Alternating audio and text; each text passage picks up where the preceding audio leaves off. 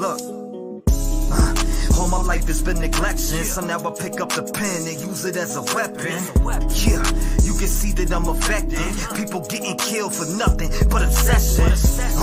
You need to look at your reflection and decide who you are. Stop acting disconnected. Got mothers killing kids. People kill to live. Well, I be on the mic, speaking how I live. Every day I wake up, it's another person that's dead, and YouTube has to solve it because the law is killing kids. I'm disgusted at the evil in the end, and if you connect the dots, you'll see the vision in your head. Why do people die as victims to the streets? They wonder why I'm up all night and can't sleep.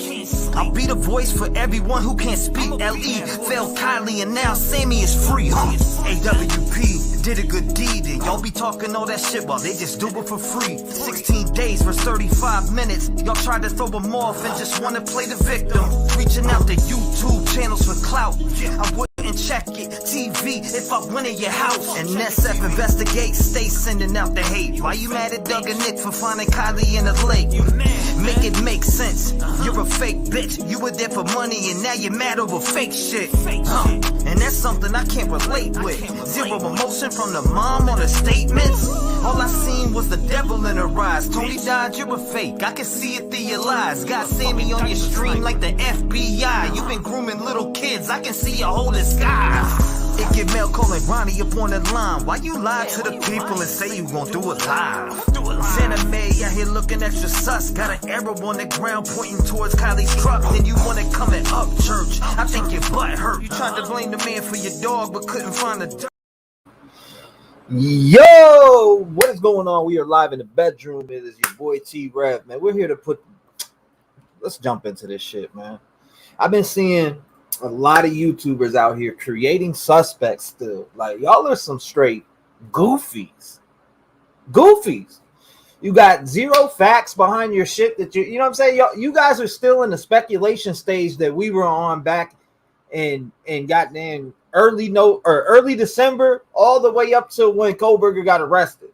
You got zero facts behind anything you're throwing out there. The only facts you have is the arrest record on Demetrius and the people that you're talking about. Like, y'all are out here creating suspects for content. Shame on you. Shame on you. Y'all motherfuckers are out here creating suspects for content. You ought to be ashamed of yourself.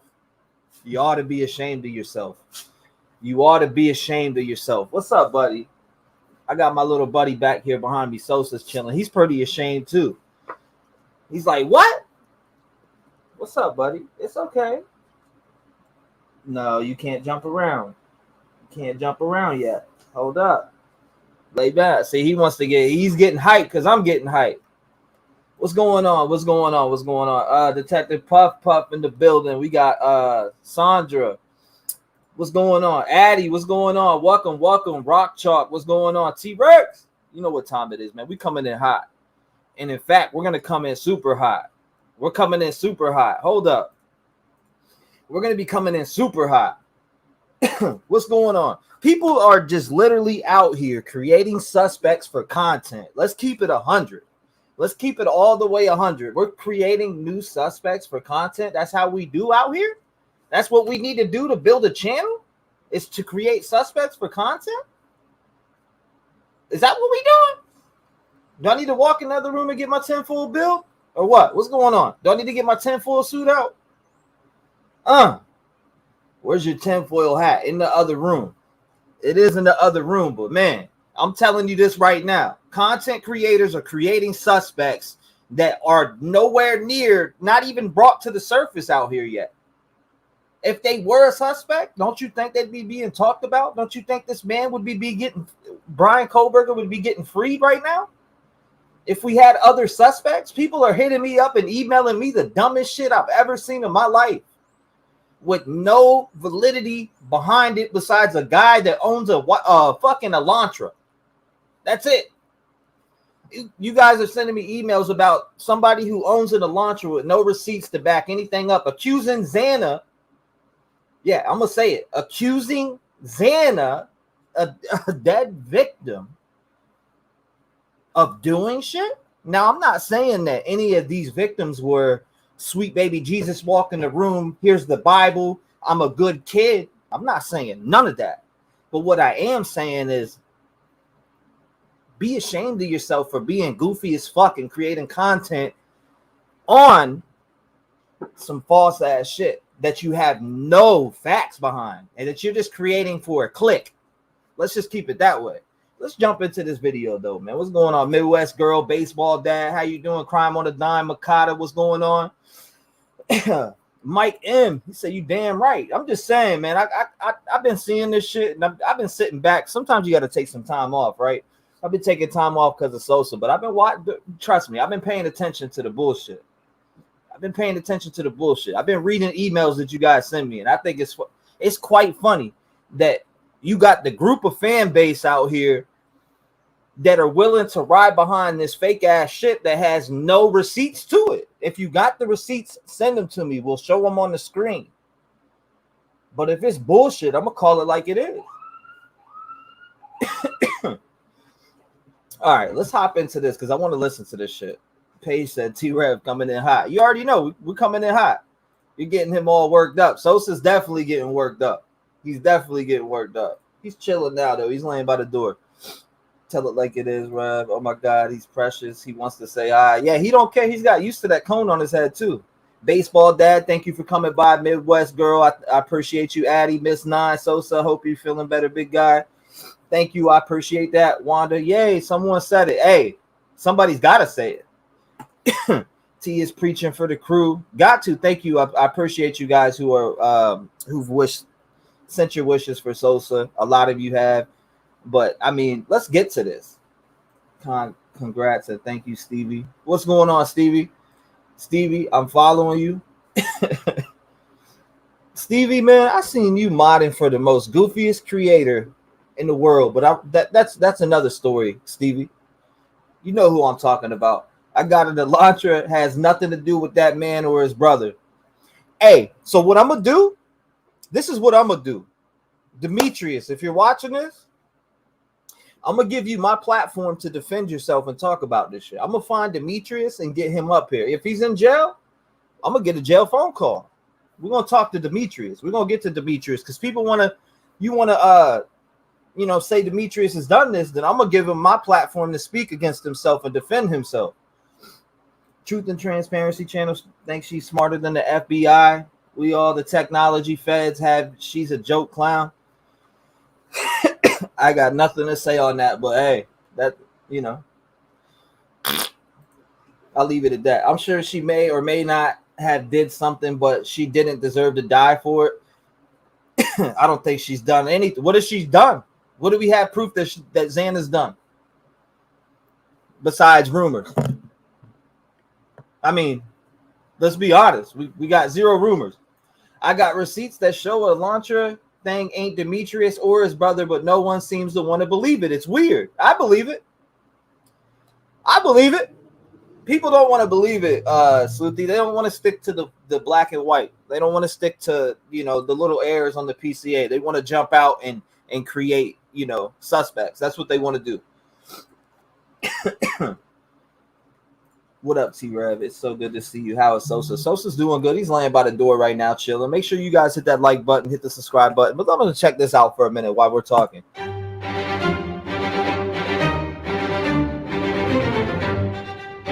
Crime Stories with Nancy Grace. She probably did. Bombshell in the last hours. According to reports, police find what they believe is blood on multiple items inside Brian Koberger's Pullman apartment. Now, here's the kicker. The apartment looks like someone professionally cleaned it out, wiped it down clean before cops could get in there. But blood doesn't lie. This is a secret storage locker emerges. Get Dave the fuck I'm Nancy out Grace. Of this is Crime Stories. Thank you for being with us here at Fox Nation and Sirius XM 111. Let me find out Dave's another Kim WSU lying about shit. Yeah, I got confirmation that Kim WSU is a fucking liar. No allegedly's, no nothing. She's a fucking liar. All right? Let's just put it that way. Oh, yeah, by the way, Somebody's lawyer has that email. 11, Brian Koberger, the prime suspect in the murders of 4 beautiful Idaho University students. We are learning more and more about evidence police have amassed. Agreed, 1,000%. Sloopy. Is it? What's going? Is somebody at the door? Yeah. What's up? Huh? Hold up. 1 second. Watch out, Sosa. Yeah, no doubt. You got to debunk the info. Yeah, you can open the door. He's got a bunch of stuff right there. The guy just came in delivery. Okay. Maybe let him out or what? Or he can't go out by himself. He can't go out by himself. Here's the invoice thing. Okay. I'm afraid the dog will pee on him if we leave him there. Okay, I'll get it. You can't do that, buddy. Stop. Stop it. It's okay. It's okay. You get all worked up every time somebody comes to the door. Sosa get worked up. The student's blood in his apartment. Even when he cleaned that apartment meticulously, wiping it down, telltale blood drops remain behind. What do we learn? Again, thank you for being with us. First of all, take a listen to our friends at Crime Online. On the night of December 30th, Police department, search warrant, come to the door. Police searched Brian Koberger's apartment in Pullman, Washington. Only hours earlier, Koberger had been arrested across the country in the Poconos. According to documents, police found 60 reddish-brown stains, 2 of which, on a pillow and a mattress, tested positive for blood. Even if the blood does not belong to the 4 college students killed in Idaho, it could be useful to the prosecution. If it's the defendant's blood, was it a result of the victims struggling with him? You are hearing Defense Attorney John Waldron speaking to our friends at WFMZ and more. Here's Crime Online. 50 items from Brian Koberger's apartment were tested by police. 2 of those items, a mattress cover and a pillow, tested positive for blood in the presumptive chemical tests. There was a dark red spot on the kitchen counter near the sink, which could not be tested but was collected according to documents. To whom the blood belongs is not yet known. Not all of the tested items were seized by police. The other 48 tested items, including stains on towels, swabs of bathroom sinks and the shower drain, a microwave and pizza cutter, tested negative. More than a dozen items were seized, however, including the 2 bedding items and the discoloration from the countertop. Why couldn't some of the blood be tested? To whom does it belong? And this, I guess, the backdrop of police believing the apartment was wiped clean. Take a listen to our friends WFMZ. Other than the stains, police found barely anything in the apartment. Even the trash cans were empty. Waldron says even the lack of evidence left behind could be incriminating. It could be. Okay, whether Brian's guilty or not, let's just put it this way. Nobody is pointing to any suspects. Nobody is screaming. The only people pointing to suspects are people reaching for content right now. There is a fan base for people who do believe Brian Koberger has not did this. Now, the people that are doing that are doing it for clout, period. Let's just put it out that way. It's the point blank period. They're going against the grain for the fan base that wears the tinfoil hats. Now, we were talking, like, how many people have we heard? Now, if you were on my channel during the Idaho 4, we had the call-ins. We had 90% of 6,000 people that voted Jack the Cord committed these murders, allegedly. I'm talking back in December. We had that on our vote count. When I had it up here, when I had Jack the Cord, Jack Showalter, roommates, and then, whoever else. Everybody voted Jack the Cord. 90% of 6,000 people. That's a lot. That's a fucking good majority of 6,000 people. Wrong. I'm just saying in general. So now that somebody's in custody, people want to go out. How many suspects have been created? Let's go down the list. Brent Kopeka. Now it's Demetrius, and people are dragging Emma through the mud. And then you got people dragging all different types of people. We're dragging dead people through the mud.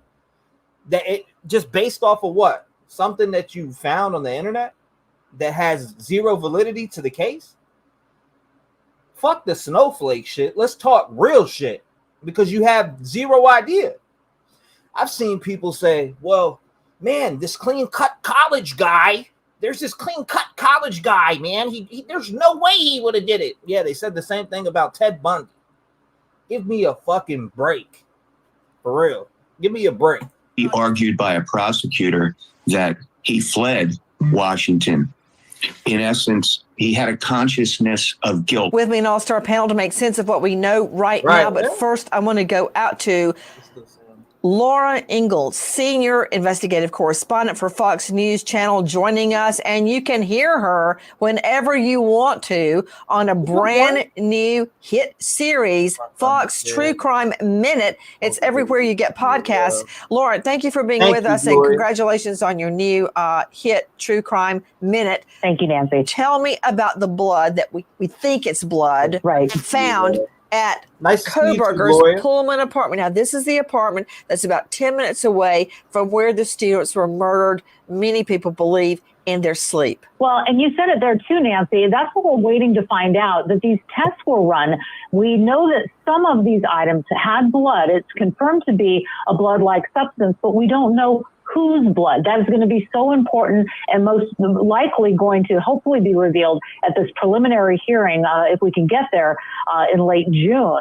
But the number of tests that were run on the items found in his apartment, some did come back positive for blood stains. This is according to the court documents that were just released by Washington State University Police. They have not released who they belong to, though. The stain on the mattress cover, a stain on a pillow inside the apartment testing positive for blood. But those other items that we've been so curious about, the sink, the shower drain, a curtain rod, the entry to a door and stains under a coffee table and near a computer pad. They tested all of that, but they did not turn up any traces of blood. I think that there was hope that there was going to be some kind of DNA evidence, some kind of traceable evidence, but there was not. To Cheryl McCollum joining me, forensics expert, Cold Case Investigative Research Institute founder and director. You can find her at coldcasecrimes.org. And she's a star of a new podcast, Zone 7, which is awesome. Cheryl McCollum, give me the bottom line on this. They threw luminol over that place. They used a light source. They probably used, chemical testing. They were looking for the smallest amount of evidence you can think of. So when you look at this scene and they tested over 50 things, if 2 came back as human blood, then you're going to concentrate now on those 2. When we learn whose DNA those 2, thank you guys, small I appreciate it, pieces of evidence belong to, I think that, again, is what is going to connect him to the original murder scene. As if there's not enough. But that said, Cheryl McCollum, I love when a defendant does this massive cleanup. And I've always noticed how when people go missing or are murdered, suddenly the defendant turns into a neatnik. He's just got to run out to Walmart or Target or wherever and buy $300 or $400 worth of cleaning supplies. And they're always caught on camera. And then they come home and they just start spring cleaning, I'm going to let this play for 1 second. Some of our, I ordered some stuff. I'll be releasing the news soon, but some of my product just came in. I got to go grab it from the porch real fast. So I'll be right back. I'm going to play this and I'll be back in 2 seconds. And in the middle of a snowstorm. Now, what is interesting here, well, so much is interesting as Laura Ingalls lays it out, but the fact that the backdrop is the whole apartment looks like it's been wiped down. Looks like it's been wiped down and the shower curtain is missing. So again, if you're trying to take some bloody items out of the house, that would be a good way to do it because something is not going to seep through the shower curtain. Joining me, in addition to Laura Ingalls and Cheryl McCollum, Toby Wolson is joining us, forensic consultant specializing in serology, DNA, and bloodstain patterns. You can find Toby at noslowforensic.com. Toby, thank you for being with us. Hello. No matter how hard you try, you just really can't get rid of all the blood evidence. To the naked eye, you can't see it. Now, clearly, you've got a criminal procedure major living in the apartment. Hey, I'm back. He knows how to wipe down surfaces. He knows all about squirting 409 and so forth. But unless you are using luminol, like Cheryl McCollum just suggested, you can't see it all. That's correct. Luminol has an extreme sensitivity depending on which articles you read. It's 1 part per million is some of the highest sensitivities for it. The thing about cleanups is that you leave behind trace amounts, and luminol sensitivity will detect those trace amounts. But luminol is also hampered by its cross reactivity with a lot of the agents that are in cleaning products. So what happens frequently when you're looking for a cleanup is rather than seeing the blood, you see all the swirls and everything from them cleaning up, and the damage that's been done by mixing the blood with it. I've never said this before, but if Brian walks, this is just my opinion. You see my name? This is just my opinion. There's nothing else that points to another suspect. Nobody can show it to me. I've been on streams for hours. I'm talking about before Brian Kohberger was arrested, up until he was arrested, I was live for 377 hours. I've heard every single angle that you can hear possibly. I've been on so many different phone calls with people. After the fact, too. I mean, there's probably 100+ hours after he's been arrested. As many emails as I've got, people literally accusing Christy Gonsalves, people accusing Xana, people accusing Brent Kopeka, who is dead and can't speak for himself, people who are accusing newer people. Who else? Ashlyn Couch. All these different people that are being accused. There's some people that are still stuck in the speculating stage of everything. And I'm not believing I'm not believing mainstream media. Let's put it that way. I believe what is in black and white. And as of right now, we got a suspect whose DNA was at the scene. I don't give a fuck. You guys can argue with me all day that it's touched DNA, this, that, and the third. But like I'm telling you right now, wait till the evidence drops. And I keep saying that shit because right now people are going to use this angle to create content. But when everything comes out and smashes the surface, all that shit's done. Then y'all are going to be over in the corner creating content for a couple birds that still believe Brian Kohberger didn't do this, allegedly, right? Because I'm cashing in the chips that Brian Kohberger committed this murder. And that's just me. That's my opinion as a person. I will listen to people all day long talk about what your theory is, what this, that, and the third. But just believe at the end of the day, when I hang that phone up, know who I think it is. That's just my opinion. Same with your opinion. I respect them. But at the same time, now we're dragging victims. You're talking about a dead 21-year-old kid. That's kid to a lot of people that are in here. That a lot of people are saying, she was selling drugs, or she was doing that, or she was being pimped out by this guy, and this, that, and the third. Hang that shit the fuck up. There's no evidence of it whatsoever, besides your speculation. Period. Cleaning products, but it is a very. I'll tell you what I'm not speculating on. I'm not speculating on a guy being in jail with his DNA found at the scene with car pings allegedly right near the house. And this, that, and the third. Yeah, there's some mistakes made on the PCA, but the PCA, in any case, you could probably go through any case that was out there, pull up the PCA, take away everything else surrounding it, and you could make suspects up all day long. I'm just saying. Very good search reagent if you're comfortable with it and have experience with using it. Back to you, Cheryl McCollum, again, knowing that the apartment was wiped down seemingly by a pro. You just imagine Kohberger. Yeah, he's been studying criminal procedure, criminals themselves, criminal law. He's getting his PhD in the study of crime. Don't you know he tried to wipe down every surface he could? Right. With that, some other mistakes could be made. For example, a missing shower curtain, that's going to be a red flag to anybody that would walk into that bathroom. If there's not a floor mat, if there's towels that look like they're missing, if he, bought a set, if there's sheets missing, if there's a pillowcase missing, because one of the stains it said was on a pillow that didn't have a pillowcase on it. Well, I want to know where the pillowcase is.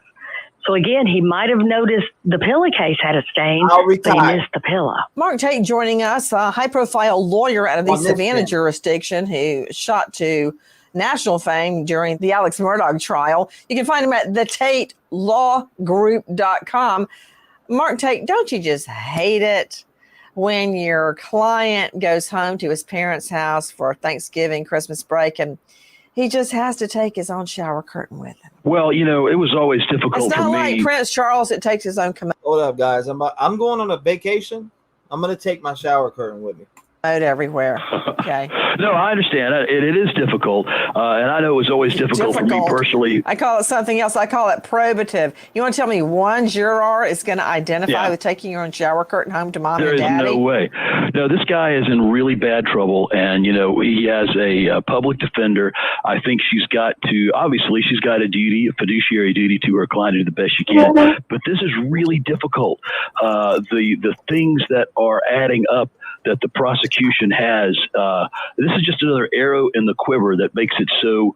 I think the real question is whether there's a death penalty case that is going to be brought, because I'm not seeing any light of day, and that's the thing I really like to do, Nancy. That is I like to find some kind of crack, some light of day through something that I can say, maybe we can talk about this and defend what's going on here. Why are you talking about that? That's not what I asked you, Tate.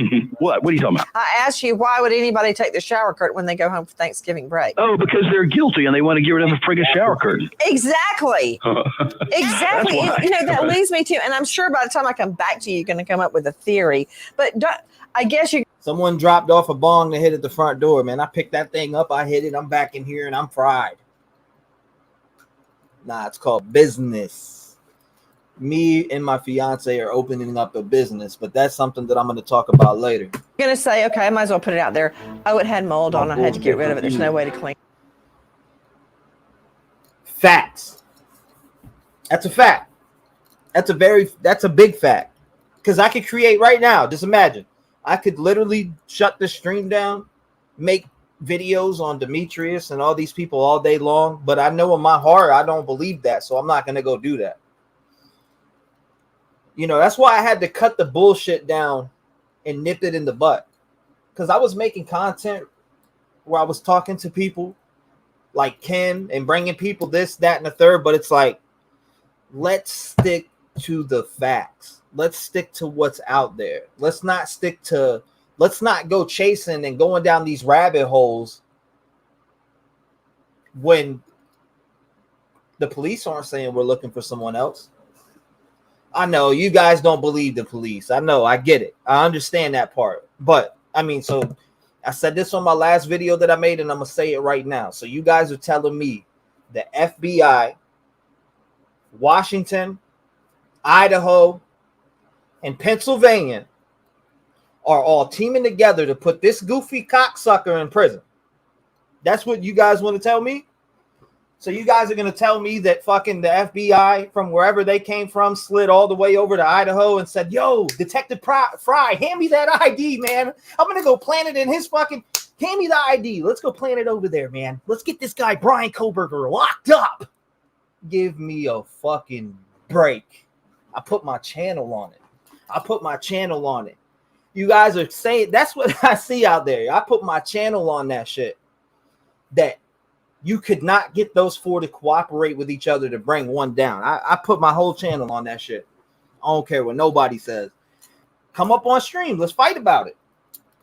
For real. We can fight about it. What, you going to come up here and tell me that, well, the black guy fits the profile so much more perfectly than Brian Koberger? That's what you're going to tell me? I'm going to laugh right at you. I'm going to laugh at you and say, damn, well, where's the black guy's DNA? You know, where's his DNA at in the crib? Where's the evidence at? Where's his pains at? Go get him for me and show him to me. Oh, I'm sorry, you can't, because he's not a suspect in this murder. Just saying. Like that. That's a fact, bro. That's a fact. Hey, bro, I've entertained so many suspects that I was talking about people my damn self. How many people have I accused along the lines of this whole entire thing? How many people have I accused personally? Tons. We're past that stage, though. We're past that stage. It's time to stop all that shit. Somebody's behind bars right now. And for me, it's not looking real hot for him right now. I'm just saying. Crime Stories with Nancy Grace. To Dr. Jeff Kalashevsky joining us, forensic psychologist, author of Dark Sides. Dr. Jeff Kalashevsky, you can clean your apartment all you want to. And Laura Ingle, don't be shy, for Pete's sake. Jump in when you've got some tidbits of facts for me. Dr. Kalashevsky, you can clean your apartment all you want to, but in my mind, this guy is so anal. In fact, in a few moments, I'm going to play sound of Kohberger getting pulled over for edging into a crosswalk where people are crossing. And he actually has the cop. And tell me if I got this wrong, Laura Ingle. Go look up the law. And you can hear him saying, well, from where I come from, you know, this is not a crime. And I don't believe this is a crime. And actually asking the cop, the lady cop, to go get the law to show him that that was a crime. Listen, and this gives us another sliver of information about Brian Kohberger himself, right? What he sounds like in this body cam footage, how he behaves while under pressure or dealing with somebody of authority. Now, we've been hearing from people who know him in the weeks and months after the quadruple murders. They described him as someone who was constantly always showing people that he thought he was smarter than them. You hear that, Tate? You hear that, Tate? People don't like that. People don't like what? Okay, go ahead. Shower curtain? My bad. I know it all. Go ahead. Thank you. Yeah, so we heard that from everybody. Now, I went to Pennsylvania. I was outside of that jail where he was held. The moment that he was arrested, we raced to Pennsylvania. I was there for a good 5 days, and I can tell you from being, it is a rural area, but I'm sorry, there are crosswalks, and there are street lights, and there are stoplights, and you know, we spent some time there. I hung out outside of his parents' gated community. While it is far back in the country, there are crosswalks, and there are, you know, normal things that you would associate. So anyway, his argument, as I was listening to him, I listened to it several times, as I'm sure you have too, talking to the officer, talking about the law, wanting to explain it. But the other side too, you can listen to that body cam footage of him getting pulled over. And while on one hand, it sounds like a guy who's, you know, trying to be super smart and trying to talk about the law. And it also sounds like a guy who's trying to get out of a ticket. Sounds like a world-class a-hole to me, but that's just me.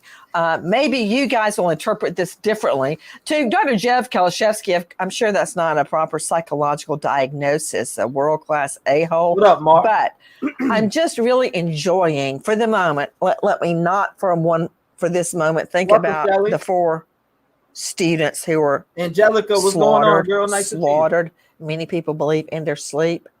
Because right now, I want to think about Kohberger and how he is so anal. Remember when he was finally arrested at his parents' house in the Poconos? He was wearing plastic gloves, rubber gloves, to take out the trash.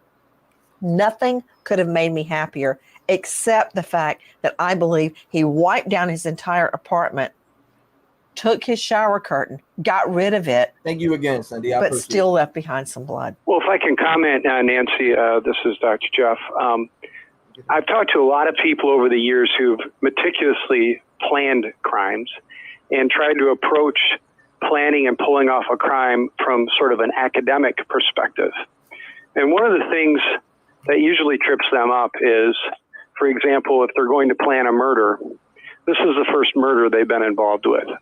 First murder they planned. First murder maybe they've done. But law enforcement has had lots of experience with murders. So a lot of times when I've seen people who've taken this real academic approach and studied police technique and investigative techniques, they will miss something, because you can study this kind of stuff all you want, but experience is what's really important. So it doesn't surprise me that he would make mistakes along the way. Well, I mean, make a video about them then. Why even put out in the air and blame? Because I'm gonna find this Demetrius dude, right? T-REV's good. I'm gonna do everything in my power to find this Demetrius dude and get him to come up on here and defend himself. I'm gonna do everything that I possibly can to get Demetrius up on here to speak and say, hey, and be able to, even if he's in jail right now, I'll find a way to get a hold of him, even if I gotta write him. I've been in prison before, so I'll find his ass. I'll find Demetrius. And I'm gonna talk to him and be like, hey, bro, look, you know, people are throwing smut on your name out here, bro. They're saying that you have something to do with these murders and this, that, and the third. I'm gonna find Demetrius and I'm gonna let him use my platform to speak. That's what I'm gonna do. Because I think it's wrong. I think it's wrong. Ding dong wrong as hell. And ain't nobody swayed me shit. I'm T-REV and think for my own self. I don't talk to this, that, and the third. I'm me. I have my own opinion. And I think people are just reaching for content, clicks to feed the fucking people who wear tinfoil hats. Now, if you truly believe that, respect. But I do see, I've seen about 8 content creators that are fucking literally reaching just to get their channel to get some subscribers. Now, when you're reaching, that's different to me. You know what I mean? When you're reaching, that's different to me. But when you actually believe something, I respect that. I'm cool with that. But I just see it's crazy, man. Like, and you guys email it to me, by the way. You guys email me this stuff and I click on it and watch it. And I'm like, okay, yeah, cool. But when I started seeing Xana getting thrashed, like, really? That's crazy to me. Big mistakes like taking the shower curtain. That's beyond just cleaning your apartment. Big mistakes like take the pillowcase off a pillow with blood, but the pillow stays there. So even with all your academic study and your academic approach to planning and trying to pull off a crime, it won't trump the experience of seasoned investigators who are on crime scenes all the time. Dr. Jeff Kalashevsky, that was incredible what you just said. Hey, Mark Tate, isn't it the truth? Let me jump off what Dr. Jeff Kalashevsky just said. I remember going through law school thinking, oh, can I try a case? Will I be awful? Can I pull it off? Blah, blah, blah. I had all my law Xeroxed and ready and every question written out, which I did till the bitter end, by the way. What's been the you get in there to try a case, it is like nothing they can tell you in moot court. I can tell you that much. Or trial advocacy. You're exactly right. It's hand-to-hand mutual combat. And at the end of every day, everybody clear out the courtroom. I would just sit there thinking, what in the HELL just happened? I'd look at the clock like I've been here 7 a.m. and it's 7 p.m. and it's like a big blur. Yeah, it's amazing. You get that weird time compression. And, you know, the kind of joke among lawyers in trial is there's 3 trials. There's the case that you plan to try, the case that you think you tried, and the case that you actually tried. So, yeah, you're exactly right. All bets are off once you walk into that courtroom and you got 12 jurors and a potentially mercurial judge. You never know what's going to happen. But you're right. And same thing with crime scenes, Cheryl McCollum. How many have we been on together? You know, you can. Chris Dohaney, I appreciate you. I appreciate everybody, by the way. CKI, obsessed with Disneyland. I got to know, I'm about to call you Candy Rapper, but I know you as Vardis. Cindy Newman, thank you. Sal, thank you. Danielle, thank you. I appreciate everybody who supports the channel, but I appreciate you more for being here. Period. You're going to thank the FBI.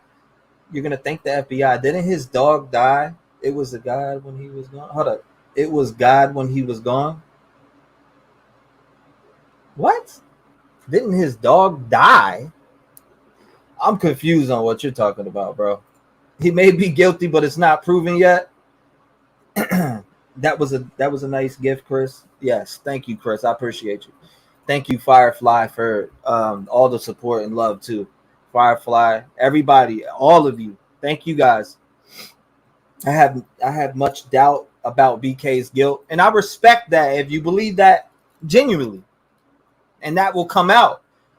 But just painting other people as suspects, nah, I don't agree with it. I don't agree with Brent Kopeka. I don't agree with none of that because nobody can show me nothing factual that ties them together. Nobody can show me a picture with Brent Kopeka and Brian Koberger standing together like this. Nobody can show me none of that. You could just show me he lived in a general area. You know how many people live near me that you'd probably connect me with that I don't even know if I died right now and somebody came in here and stabbed me up to death? You would find a lot of people. And prep all day long in your classroom, Cheryl McCollum, at the Cold Case Research Institute. But when you get out there, it's like, seriously, like all HELL breaks loose. It's nothing like you can prepare for. You can't prepare because your classroom is not going to give you wind and rain and cold and heat and activity with animals and even families showing up.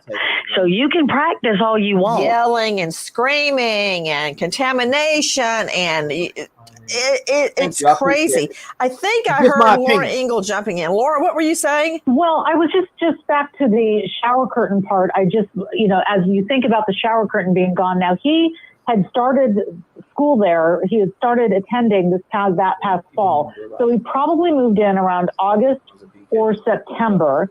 But I just keep going back to the fact that they ran tests on the sink and the shower drain and the curtain rod. And there Trev, wanna be wicked gangster. Oh my God. Is that all you can say, bro? Like, really? That's all you can say? Say bye to him. Make a new account, wait 20 minutes, type what you want again, and get smoked again. Were no signs of blood on those things. And yes, the shower curtain is missing. Guys, I'm so offended. I'm gonna shut my stream down. Shut the fuck up. I was just making that note that he had just moved in. Wait, okay, so you're saying he moved in and hadn't bought a shower curtain, or that he just only took bubble baths and didn't need a shower curtain? I don't know. I'm just saying. I was just curious. I was just double checking our notes. Laura Engel, you just gave the defense an awesome comeback. Okay, that he hadn't bought a shower curtain yet, or that he only took bubble baths. That was my fault. I think I can address Jump in. The shower curtain issue and stuff. First of all, who is this? This is Toby Wilson. And Toby, great. Go ahead, dear. As somebody who's done forensic biology and lots of crime scene work and blood stain pattern analysis, the assumption is in a crime of this nature that the defendant got himself very bloody at the crime scene. That's not necessarily the case. We know from many cases that how bloody the defendant gets is a factor of if. I mean, if I see you say another dumbass thing, carry your snowflake ass the fuck up out of here. The assailant or if the victims fight back or not. It's also a factor of what's being used and the directions the blood is being thrown in. So it's not, I've had cases involving multiple stab wounds and all where the defendant has little or no blood on him. The focus here really on that shower curtain, I think, is not where you want to look. If he was bloody after leaving that crime scene, with which 4 victims he may have been, the more important thing to be looking at is the interior of the Hyundai. Because just like in the OJ case where they examined the interior of the Bronco, even though it was excluded from evidence, they found the victim's blood in that car. And the reason being because you don't have a chance to clean up at the crime scene. You're anxious to get out of there and get away from it. So the interior of the Hyundai, I would think, is a more valuable thing to have examined than the apartment itself. The apartment, being that it's an apartment, meaning multiple people could live there, and if it had been furnished when he moved in, any blood you find could be totally irrelevant to the case. So I as a forensic biologist and a blood spatter expert would be more interested in what was in that car. Toby Wilson, I could listen to you talk all day long. I started off disagreeing with you about how there are stabbings where there is no blood, because in this case, Laura and Cheryl jump in and help me out with the facts. Maybe. It's my understanding it was an incredibly bloody crime scene, but which tells me the killer would have had blood on him. But you are right. There can be stabbings, and the way that they go down, the defendant does not get very bloody. It's amazing, but I've seen it happen. I know that it can happen. So that would not be the alpha and the omega, the be all and the end all of this blood investigation, whether he himself was bloody. But based on this crime scene, isn't it true, Laura Engel and Cheryl McCollum, that we've been told it was? Are you talking about where Demetrius is at? Bet. I'm going to find him. People say it's debunked, this, that, and the third, but I mean, not according to this morning's video that I watched. Some people haven't debunked it, and there's a huge crowd of people that are just unaware. Was really bloody. We have certainly heard that. Look, the police didn't come out. They haven't really told us much, right? And they said it was a very traumatizing crime scene, obviously, that was observed. But they really haven't given us a lot of detail. Right, Cheryl? Cheryl, what do you know? That's right, but here's what I can tell y'all. Oh, boy. The defense might say, well, he didn't have time to get a shower curtain. He had just moved in. He had time to buy gloves, a shovel, some goggles, and a black mask. He freaking had time to get a shower curtain. He chose what he bought. Also, he moved in August. Let's don't forget that. He moved in August, so he would have had August, September, October, and part of November. Unless, again, he let Calgon take him away in a bubble bath. He had a shower curtain. Guys, I've got so many other things to discuss, including the emergence of a secret storage locker. But I really want you to hear Brian Kohberger talking back to a cop. Now, I, as a felony prosecutor, we've heard it already, Nancy, for many, many years, would not talk back to a cop. Absolutely not. Even if I disagreed, forget it. No, you can fight the ticket in court, but not on the street. Reality, I got to hear Kohberger. Now, this is him. Look, I grew up in the middle of nowhere, and I take a lot of pride in that. We didn't even have a red light or stop sign, but I knew enough. I don't know, Sheldon. Maybe you don't care about poor families that are grieving. I don't know. No reason to have a stroke. Well, when you see... You wake up and see fucking victims being dragged, like actually the dead people who don't have a fucking voice. I don't know. For me, it's a reason to have a strike. I guarantee the families are. I'm offended by it. That's just me, though. You might not be because you don't have no connection to the victims in it, right? But I feel like I do for some reason. So it bothers me. It bothers me when I see somebody being painted as, you know what I mean? They're dead. They're gone. They have no voice. They can't speak. Their family can't speak. Nobody can defend them. You know what I'm saying? I'm not saying that these victims are clear cut, never did nothing bad, never broke laws. I'm not saying none of that. But speculation is a lot different from facts. Come with receipts, something that I can't argue with. Something that I got to look at and be like, damn, that is true. There's the receipt.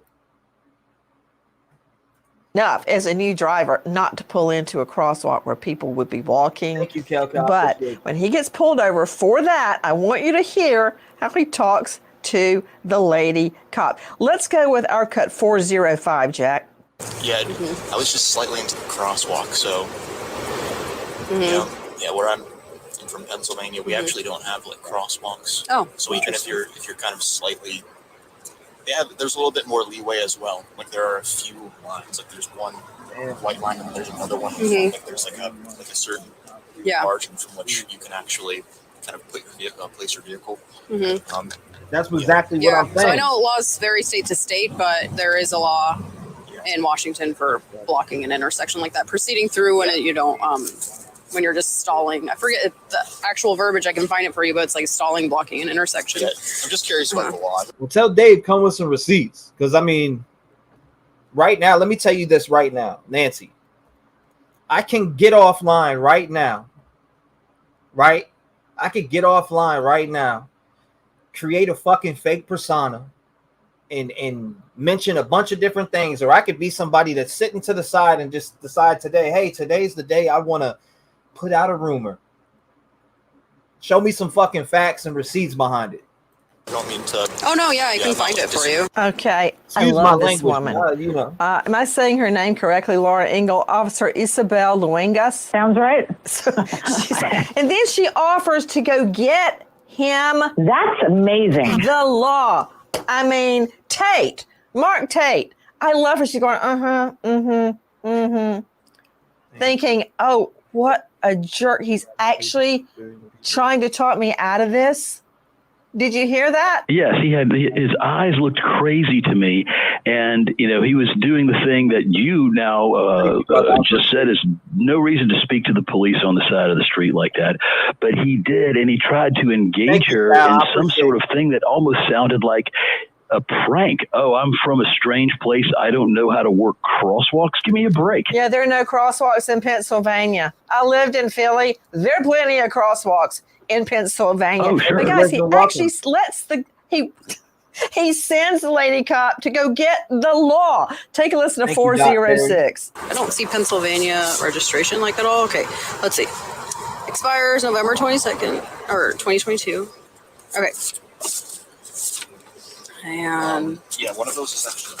Yeah, okay, that looks good. I'll hand that back to you. I'm just gonna go check your info. I'll try to find that RCW, the law for you, and I'll be right back.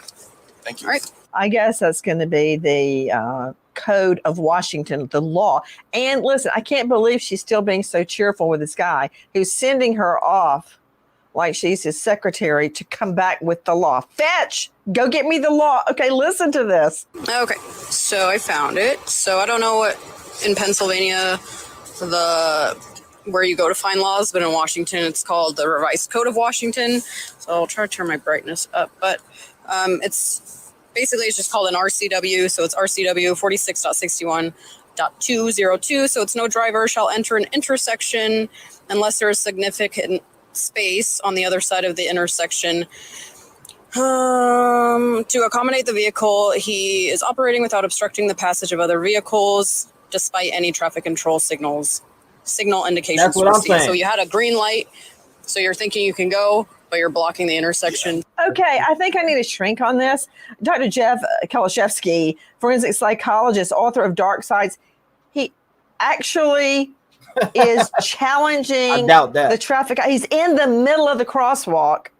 He's trying to tell her, I just nudged in a little bit. That's what I call an admission. Now he's challenging her on the law and trying to talk circles around the traffic officer who's having none of it, and actually goes and has to recite to him the RCW, the Revised Code of Washington. Yeah, he thinks he's smarter than her and tries to outsmart her, but she outsmarted him when she's quoting the law, and that's when he gave up because he had to accept that he lost. She outsmarted him. Cheryl McCollum, Cheryl, I'm very surprised that the lady officer didn't use just enough force to effect an arrest.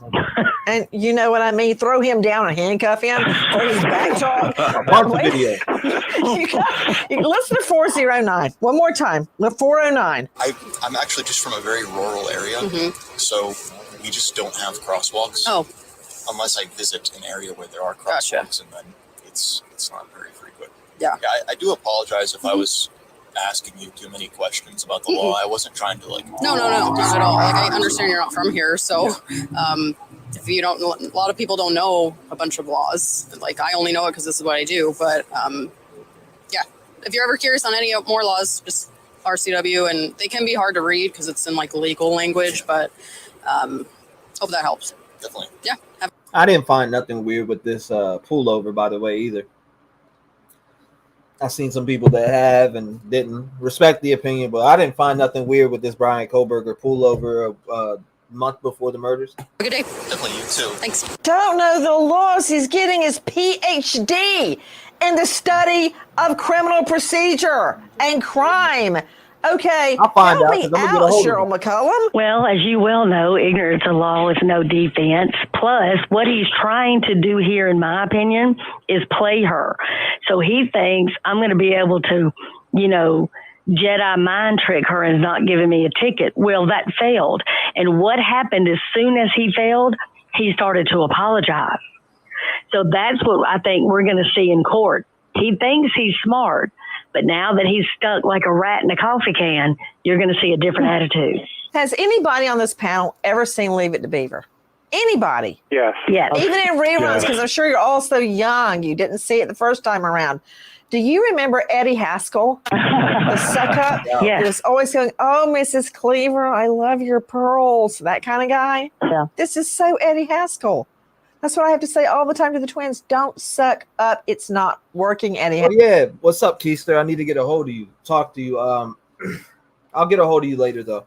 Haskell. I know This is Eddie Haskell sucking up once he realized this is over a ticket. What is he going to do when he gets in trial? I bet he's going to give his lawyer, who's making $200 an hour, by the way, I bet he is going to give her fits. Laura Engel, I want you to now that I've listened to Brian Koberger's voice longer than I ever wanted to, it was a polite I want to talk about this secret storage unit, guys. Take a look. That was a very polite traffic stop. Listen to our cut 397, our friends at KTVB. We found a padlock round in shape in the living room closet. Based on my training experience, I recognize the padlock to be the shape of locks typically used on storage units. You're hearing a phone call between Washington State University Assistant Police Chief Don Daniels and a district judge. All right, please proceed. I believe the storage unit. Of course we speculate on every case, bro. You know that.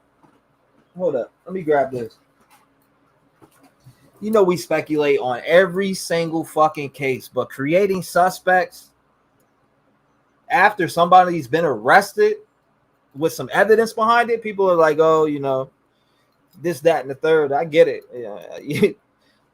With every high-profile case and every damn near 80% of every celebrity that's died or a high-profile case comes a conspiracy with every single one of them. 80% of the time. Now, that's just my opinion, but I mean, if you look around, you see that shit. With every celebrity death or every high-profile case, there's a conspiracy built around it. People just love doing that shit. It's just a fact. Or closet was likely used by Koberger to store the items and likely access between the time of the murders and his travel to Pennsylvania, where he was later arrested. Daniels believes the storage unit could contain DNA evidence, including blood, skin cells, footprints, fingerprints, or hair. Daniels is asking the judge for a search warrant to enter Koberger's storage unit. Okay, so Mark Tate joining us, high-profile lawyer out of Savannah with the Tate Law Group. Explain what is happening right there. Well, it looks like that, you know, they have found a reason they've got probable cause to conduct another search. And, you know, I think that obviously he hasn't surreptitiously enough hidden his evidence. And I think that what we see is a dogged prosecutor who's going to put a case up against him that doesn't leave any stones unturned. That's what I mean. Shit, I still speculate the 8 hours. I'm thinking about the speculation factor of it. If I'm speculating anything right now, it's the 8 hours, the 2 8 hours, the two people who were in the house for 8 hours. That's what I'm speculating around. I'm still speculating that shit in my head. What's up with that 8 hours? Why did it take 8 hours when one person came face to face with somebody in a mask in the crib? Why did it take 8 hours? That's the thing I'm still speculating with. What I think is going on. And guys, take a listen to our cut 398, again, KTVB. There's probable cause, and the court hereby authorizes you to sign my name, You got a ticket all the time, Levy, on a search warrant to enter the aforedescribed storage facility. Because police conducted a presumptive test, these documents do not say definitively if the stains are blood. It just says that they could be. It's unclear if any of the items police reported that day came from the storage unit or if they were all from his apartment.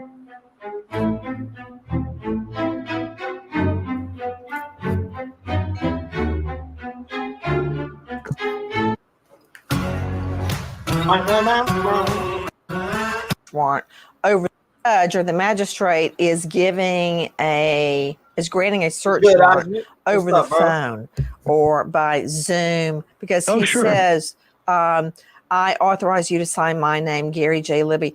And that is not uncommon. Sometimes you need a search warrant in the middle of the night and you find whatever magistrate is on duty and you call them or go there. But you can call now, especially with Zoom and FaceTime. You can easily get a warrant. It's made officers made it a lot easier for them to get warrants when they need them. And frankly, judges like being involved at an early stage so that there are few errors that keep evidence out later. And so I think that's, if COVID did anything, I think it made it so law enforcement can reach magistrates to get warrants. And I think that's at least one positive thing that we've seen is judges have become, more accessible to law enforcement. So these kinds of things, I think, head off evidentiary admission problems down the line. And I'm glad they recorded it because I don't want a defense attorney jumping up like you, Tate, there at the end going, oh, there wasn't a warrant. It was an emergency. There were no exigent circumstances. So therefore, you can't use anything you find in the search fruit of the poisonous tree. Bottom line, we learned police search a secret storage locker belonging to suspected quadruple killer Brian Kohberger that cops believe he accessed after the murders. So Laura Ingle joining me, senior correspondent, Fox News Channel and star of Fox. I mean, he didn't deserve a ticket.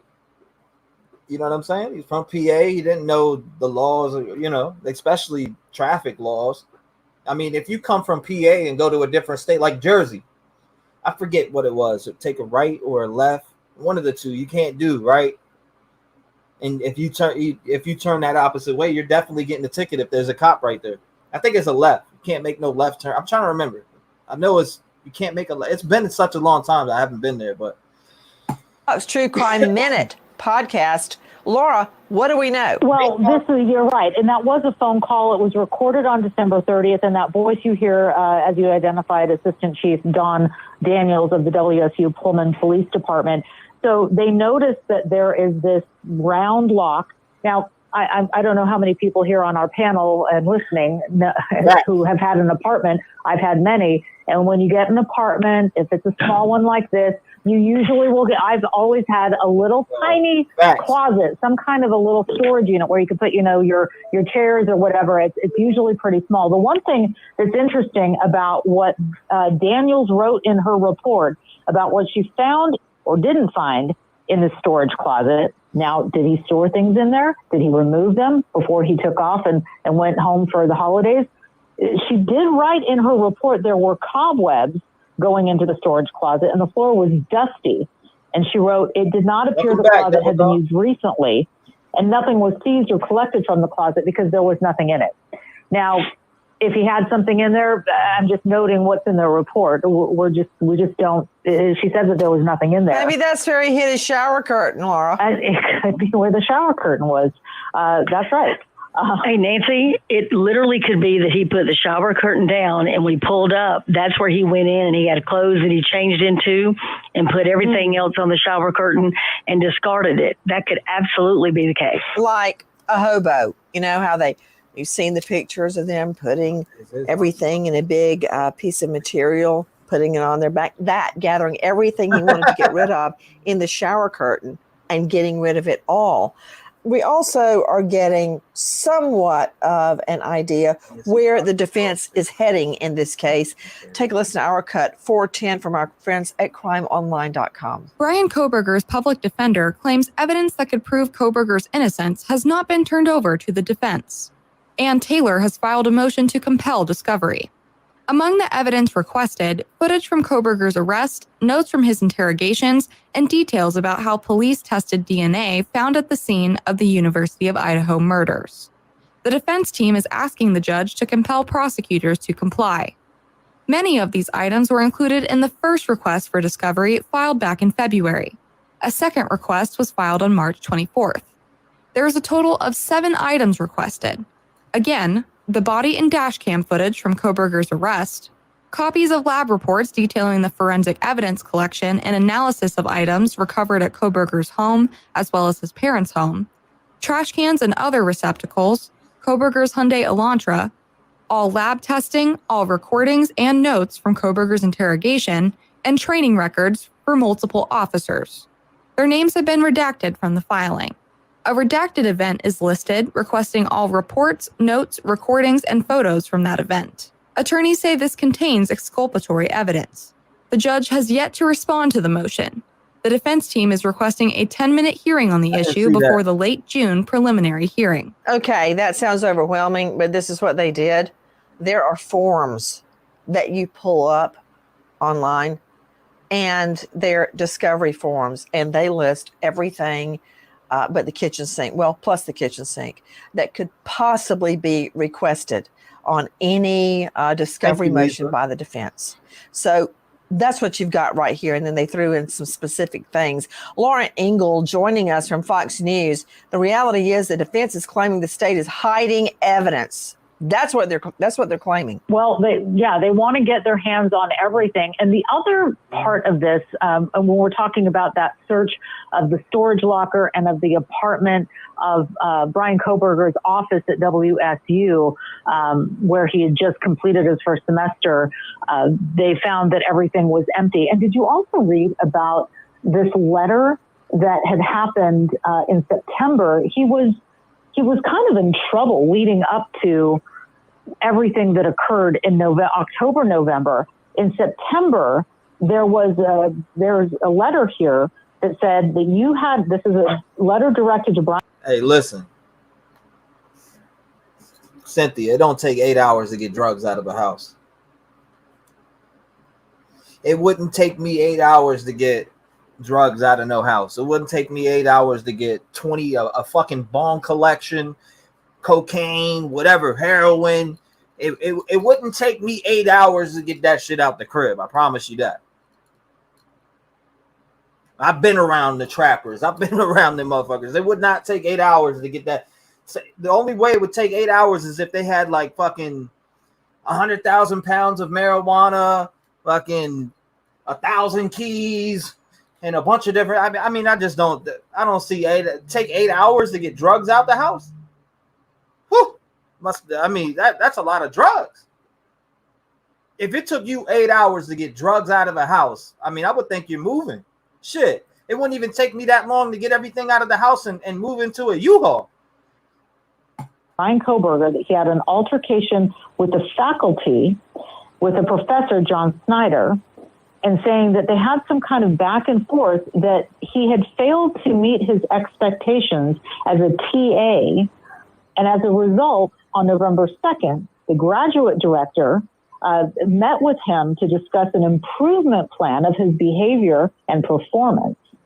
And then there were further conflicts. There were a lot of conflicts. Cheryl McCollum, many of the conflicts Kohberger had as a TA teaching assistant, which was his duties as he was getting his PhD at WSU, Washington State University, were centered around women.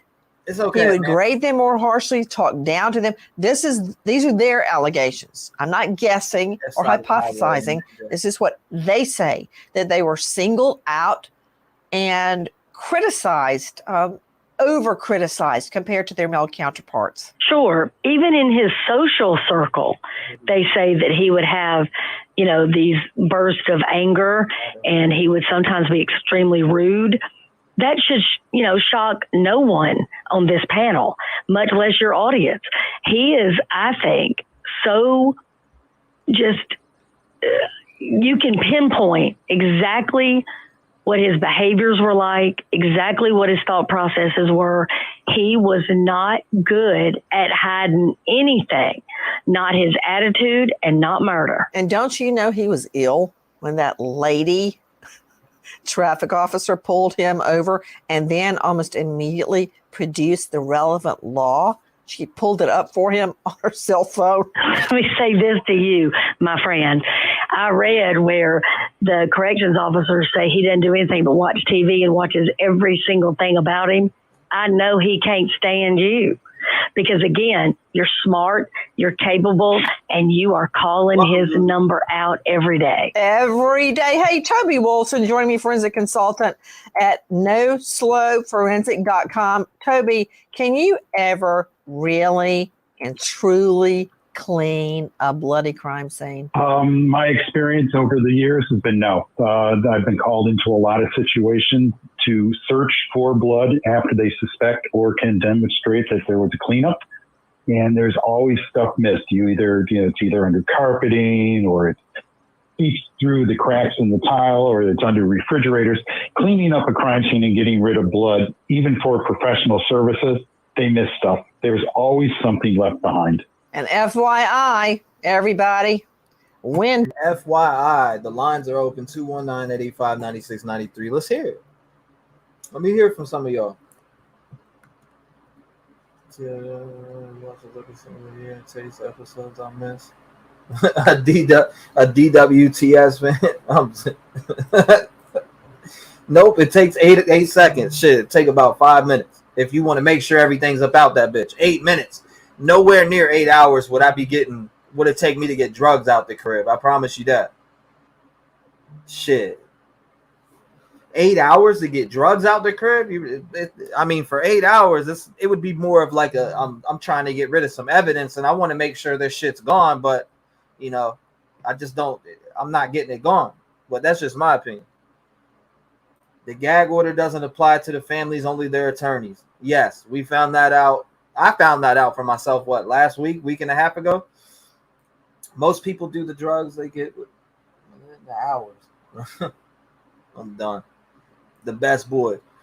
I don't know. If you guys want to call in, you can. If nobody's calling in, then I'm going to go chill. 908, you're never late. What's going on? You're live. Hey, T-REV, it's Chris from NJ. How are you, buddy? I'm great. How about yourself? Good. Last time I talked to you, I was just getting over COVID. But, yeah, you know what gets me is, what the fuck is it with that couch, that black couch there, the ladder against the house? That thing, even when they want to demolish the house, that couch is still sitting there. The ladder's still sitting there. So I'm like, it tells me two things, Either they already knew who this guy was, what was going on with the Koberger, right? Yeah. Because, even the recyclable bins in front of the house had the police tape around them, I remember, Detective John there, he was talking about the, with the forensics and the state coming in and, how sloppy they were. I saw the woman there blowing her nose on her sleeve and all that stuff. So, they must have known something, that this guy, they probably had him on a radar or something, And with the girls there, with Dylan and Bethany downstairs, I don't think they knew the full circumstances of what happened upstairs. That house was a party house all the time, loud, people screaming, hollering. Even what's his name? The other guy, JLR, he was doing something out there, and up the street you could hear, college kids screaming and hollering. The house, they were used to that. So even she said, you shut up upstairs or whatever. And I have more questions than answers, but I can't see I think the police did the right thing, because right off the bat they called FBI, they called the state in right off the bat. They didn't try to protect themselves, like, oh, we'll take care of it. We don't need the FBI and stuff. Like, I don't know if you know anything about the List case, the Long Island serial killer. What are you talking about over on Gilgo? Yes. Yeah. Okay. Yes. Yeah. Of course. I was just watching that recently, but I followed that case a while ago. Do you know that the chief of police there, which wound up going to prison, was indicted, actually told the FBI, because it wasn't under that jurisdiction. The FBI said, "We'll come in and help. It looks like you have a serial killer on your hand." He banned them from coming in, because that was his right to not to let them in unless he wanted them there. So he, right off the bat, he got because he didn't want anyone in his business over there. And that's the one thing I commend. The Idaho police, the Moscow police, is with calling the FBI right away, calling the state in right away. It just gets me with the fucking couch, man. It's that black leather couch back there, man. They even move a seat cushion or what? Shouldn't that be taken into evidence, or that whole place cleared out? Yeah. And with the ladder too, the guy could have like used that to get up the, like Kohlberger or something. He could have used it to get up the into the house, but they never checked, like the steps and all that stuff. I figure, they would have took that, but they must have known that, they had the guy going in and out of the car, didn't touch nothing. They probably already got the camera footage right away, but yeah. And then with the girls, I don't think they knew the full extent, and I think one of them woke up.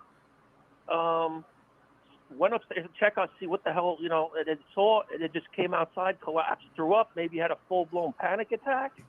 Someone called 911, and they called their friends over, and they might have not even known the extent of what happened up there. They probably thought they were having, like, some kind of, party or something. Who knows, I don't know. I remember this video that Jeff, you made this video. Jeff H, if you're in here, remember this video you made and sent to me back when we had the lines open? We were all speculating. Anyway, you can keep going. I was listening, man. This is crazy. No, I'm just I have more questions than answers. Me too. And I just the theory with the girls is I just don't think. My opinion is I just don't think they knew the extent of the carnage. And I think that's it. Hey, So I mean, my thing is where I have a problem is like the alleged, or not allegedly. I mean, it says it right there in the PCA that Dylan came face to face with him at one point. So, my thing, yeah. So did she not know the carnage on the other side? Is that what it is? And I think we'll get those answers. But yeah, definitely have the same questions as you.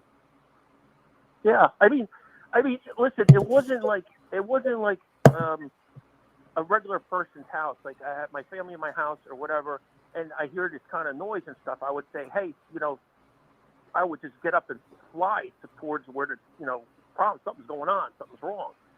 But when you have people, I mean, like I listened to those videos even after the murders and everything, and people are screaming. You hear these girls screaming on top of. Are they having a good time, or is someone trying to kill them?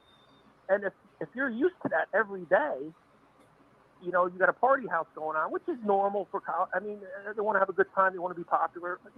That's just what they do. It's normal. But, right. But they could have just. What gets me is Dylan said, can you guys knock it off or something like that? She said, and then with the DoorDash person delivered DoorDash, right? And then you had Kohlberger. They have it. I think it's in the affidavit that he did 3 U-turns and came back and forth past the house. He was probably waiting for the DoorDash person to leave to go there. And then he just turned around and waited for the DoorDash person to leave. DoorDash person left, and we won't know until court case comes up. And everything is most likely DoorDash person is going to be a witness to something. But yeah, and the other thing too is. Another question of mine, it's more of a question, but the food that she ordered from Jack in the Box, I've never heard that name in so long, Jack in the Box, but... Yeah, I seen JLR went there. Yeah, I saw he said that it was a woman, it was a girl, it was black hair and all that, but how much food was in that, in that bag? It says Dana on it. How much food was in there? Was it enough food to feed... say 4 or 5 people? Was it just enough for her and Ethan? Did she order food for everybody? Everybody was waiting. I mean, I know they were at the grub truck and everything. They got something quick, but maybe she ordered for everybody. And you know what I mean? Uh-huh. So, I mean, that bag, what I see there, you could fit, I'm sure Jack in the Box don't have no big, thick triple burger, but, it could probably fit like 6 burgers, 8 burgers in there, But, yeah, just questions, and I don't think the girls knew downstairs the totality of it until the morning. They probably went to sleep, and that's why one of them, I think one of them passed out, threw up, and then passed out, and then they called their friends and then 911 that someone was passed out. Right, 8 hours later. Somebody, I don't know. I don't even know that phone call at this point, man. It's like it's been talked about so much. Allegedly, somebody called the police from somebody passing out on the lawn. I've heard so many different things. Yeah, that'll come out. I think that'll come out in court. It'll explain the 8 hours. nobody knows for sure right now. I mean, all this, I hear you talking about the all these reaching for like drug cartels and stuff. It's not like El Chapo was hanging out over there. So, for sure. Yeah, so it's not like you got pictures of El Chapo hanging out there. I can't. That's big money. That's big. That's totally different. Cartel ain't leaving nobody behind, man. No, and the cartel is not gonna. No, they'll kill your family in front of you and then take you out last.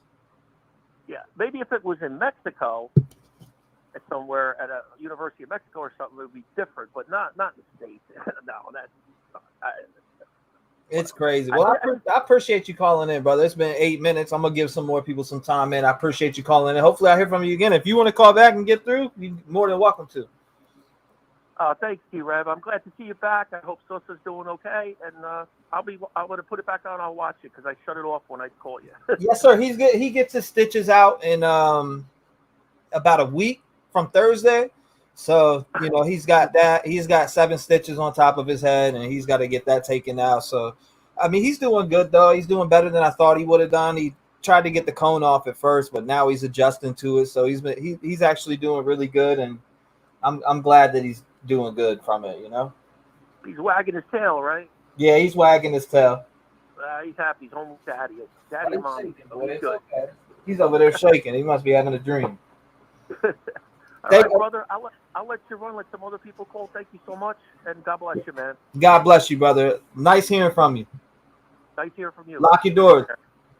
Shout out to him. And if you want to call in, it's 219-885-9693.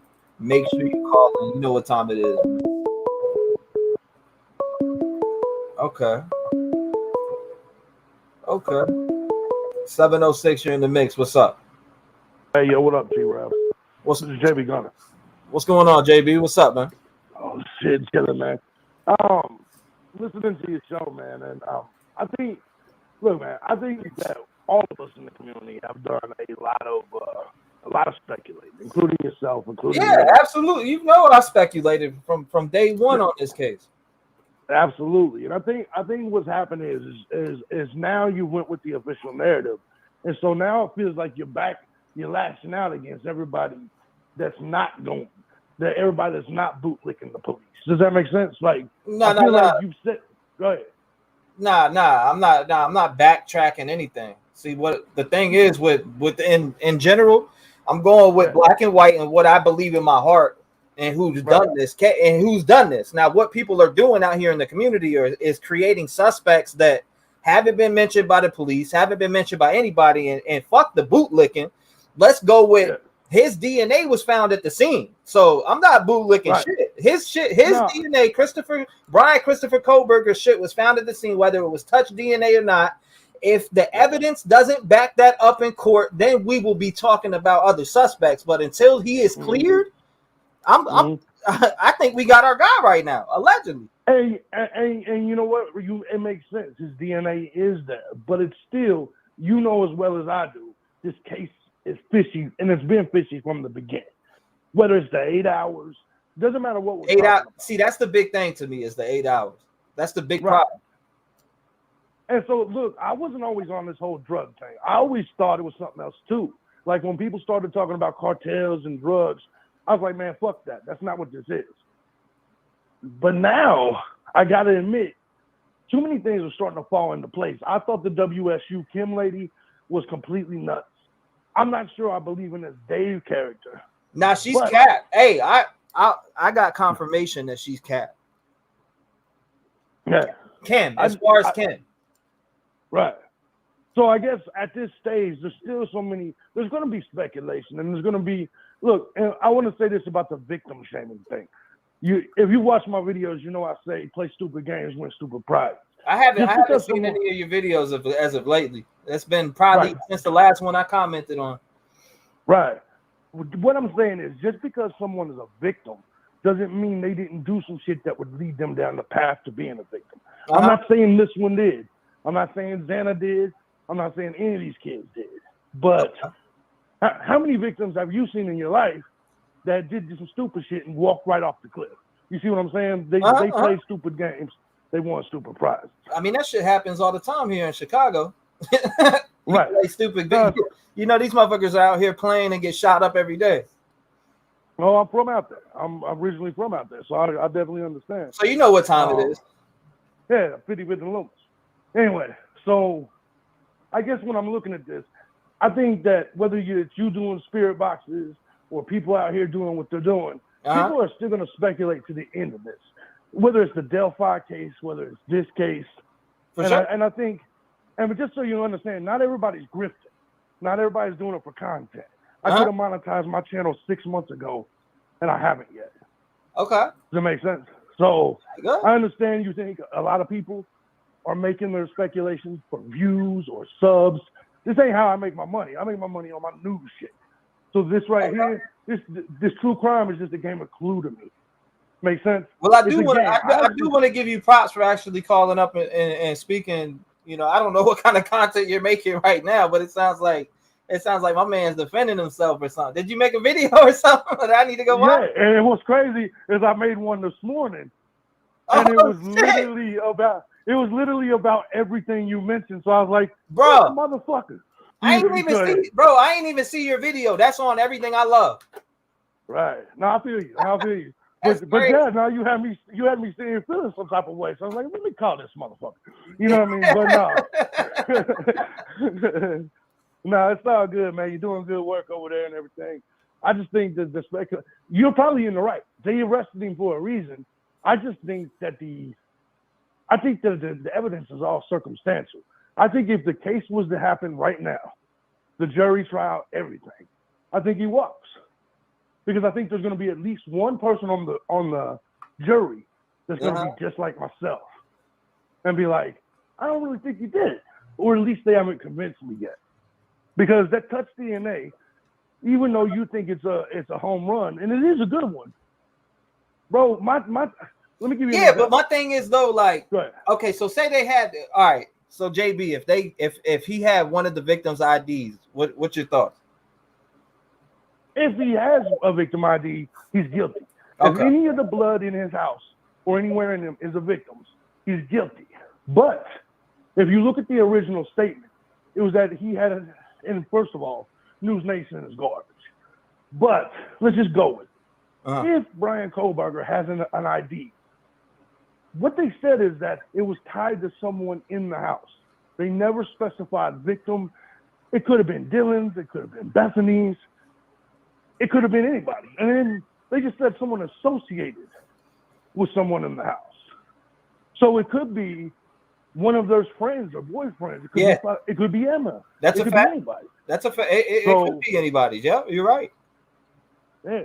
So, but 100%, if that ID belongs to any of the victims, 100% it's him. If Kohlberger was indeed stalking any of the victims, and that's proven in court, in the guys, this is JB Gunner on the phone, by the way. I know his voice. I'm a subscriber on his channel and watch some of his videos. That's definitely JB 100%. Yeah, it's definitely me. Nah, it's him for a fact. I know his voice too well. I go over and watch his videos. He's a funny motherfucker. But I will say this, man. You're not the safe bet is to go with what the cops say. I mean, the PCA exists for a reason. So the safe bet is to go that route. I just like to play Clue. I like to, dig a little deeper. I just don't think it's okay. See, that's the thing, JB. If you believe what you're doing, my shots aren't at you. You know what I'm saying? If you believe in your heart and you're following what you believe in your heart, I respect that. But I see other people who aren't following their heart, and you can tell because I've seen their stance change. A 360 from one video all the way to the next video was a 360. You know what I'm saying? They're not. You follow what I'm saying, bro? Like they're doing it because they see a fan base in that area. They're not doing it because of 100%. They're trying to ride the algorithm. I 100% agree. Exactly. You know what I mean? So there are plenty of people that's like that. But real recognize real, and you know that. So like people are going to you're gonna see the people that are real fickle and that'll change. It's just like the streets. It's just like in real life. You ever met someone that will say something to you and talk about someone else, but then when they're around them, completely act brand new. You know what I mean? Yeah, they're brand new. You're their best friend. You didn't do nothing. Right. Yeah. Oh yeah, for sure. I've met plenty of them. And that's exactly, in my opinion, how this case is. I think some of the people I think are doing it just for fun. See me, I'm not a true crimer, bro. I don't really actually. I'm not like a lot of y'all. I don't. My focus isn't on justice. Okay. I don't really care if the case is ever solved.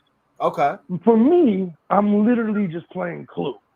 I'm using my experience in the criminal world, my experience in the prison system, my experience in the court system to just kind of break shit apart. And that's fair. That's your right, and that's fair. As that's if that's the type of content you create, and that's what you follow. That's what you're doing.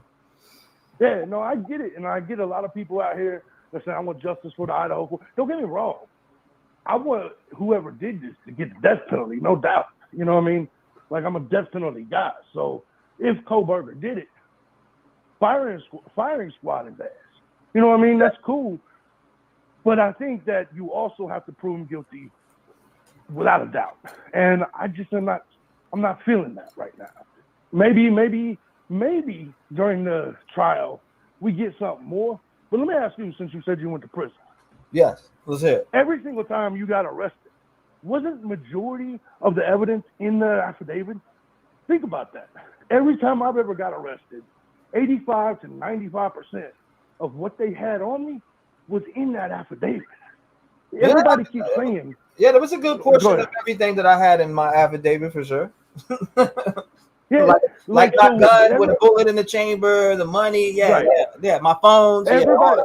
Everybody keeps thinking that there's going to be these bombshells dropped. They're like, well, a lot of these people that's never, all they do is watch crime TV and shit. They think that there's only like 10% of what they have in the affidavit. That's nowhere near true. Because especially on a case this major, in order to secure that arrest, they're going to put in their heaviest hitting shit into that affidavit. And so, don't get me wrong, all the shit that they've come up with since the arrest is the new shit we'll learn. But for the most part, everything that's in that affidavit is going to be what they had for the most part. You know what I mean? And most of it's junk. The phone pings, look, man, it's a 27-mile radius that the phone pings in that area hit. Brian's house was only like 8 miles away from these houses, right? From the King house.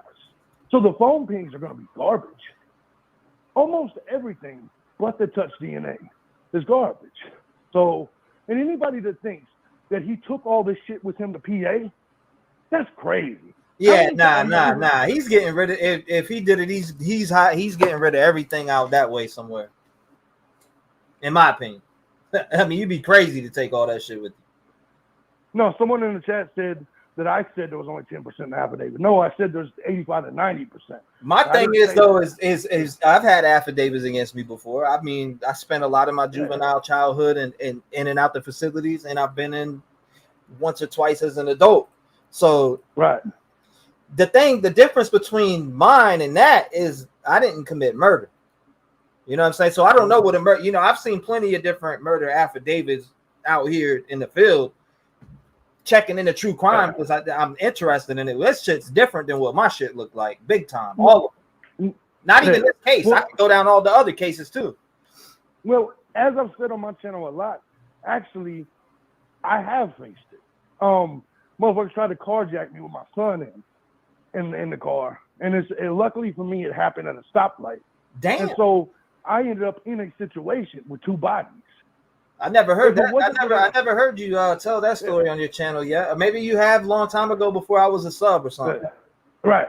If it wasn't for the Shell gas station camera, I would have been doing fucking life. But I lived in the stand your ground state, Indiana. I'm glad you made it out. Yeah. Well, it's because I truly did stand my ground. It truly was self-defense. You say you're in Indiana? Yeah. It was Where in at? Indianapolis. Oh, Indy? Yeah, I was in Indy. 38 and post. You still in Indy now? No, I'm in Georgia. Oh, you're in Georgia, no doubt. Yeah, no, I ain't never come back to the Midwest. Braves fan. Let's go. Yeah, no doubt. But so in that case, trust me, they tried to throw the book at me, man. And I will tell you, they put almost everything in that affidavit. The only evidence that was introduced later in the trial was new shit that came when we did discovery. And luckily, I was able to subpoena the Shell gas station cameras that saw the whole thing, right? So, no, it was scary. You know, you're facing life. Yeah. You know you were defending yourself, but you never know how that's going to work, right? You never know how the jury's going to take it. Yeah, and I was young back then and dumb, gang banging. I was a fuck up then too. So anything could have went wrong. But luckily for me, it turned out right. So, but all I'm saying is I use that experience. I use all my different court experience. I use that when I look at cases like this.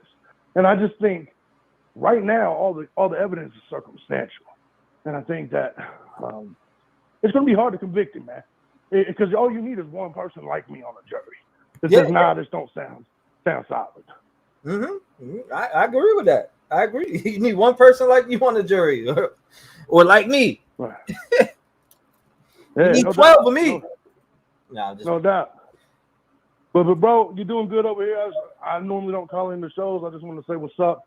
And like I said, you got I gotta, before I let you go, do you think Kylie Rodney drove into the water and killed herself, or do you think somebody killed her? Man, I'm gonna be honest. When we're talking about that case, now that case wasn't a case I followed extensively, like Collier and things like that. But this, I will just say this: it's not outside the realm of possibility for young people to get drunk or party or do something and end up in a fucking lake.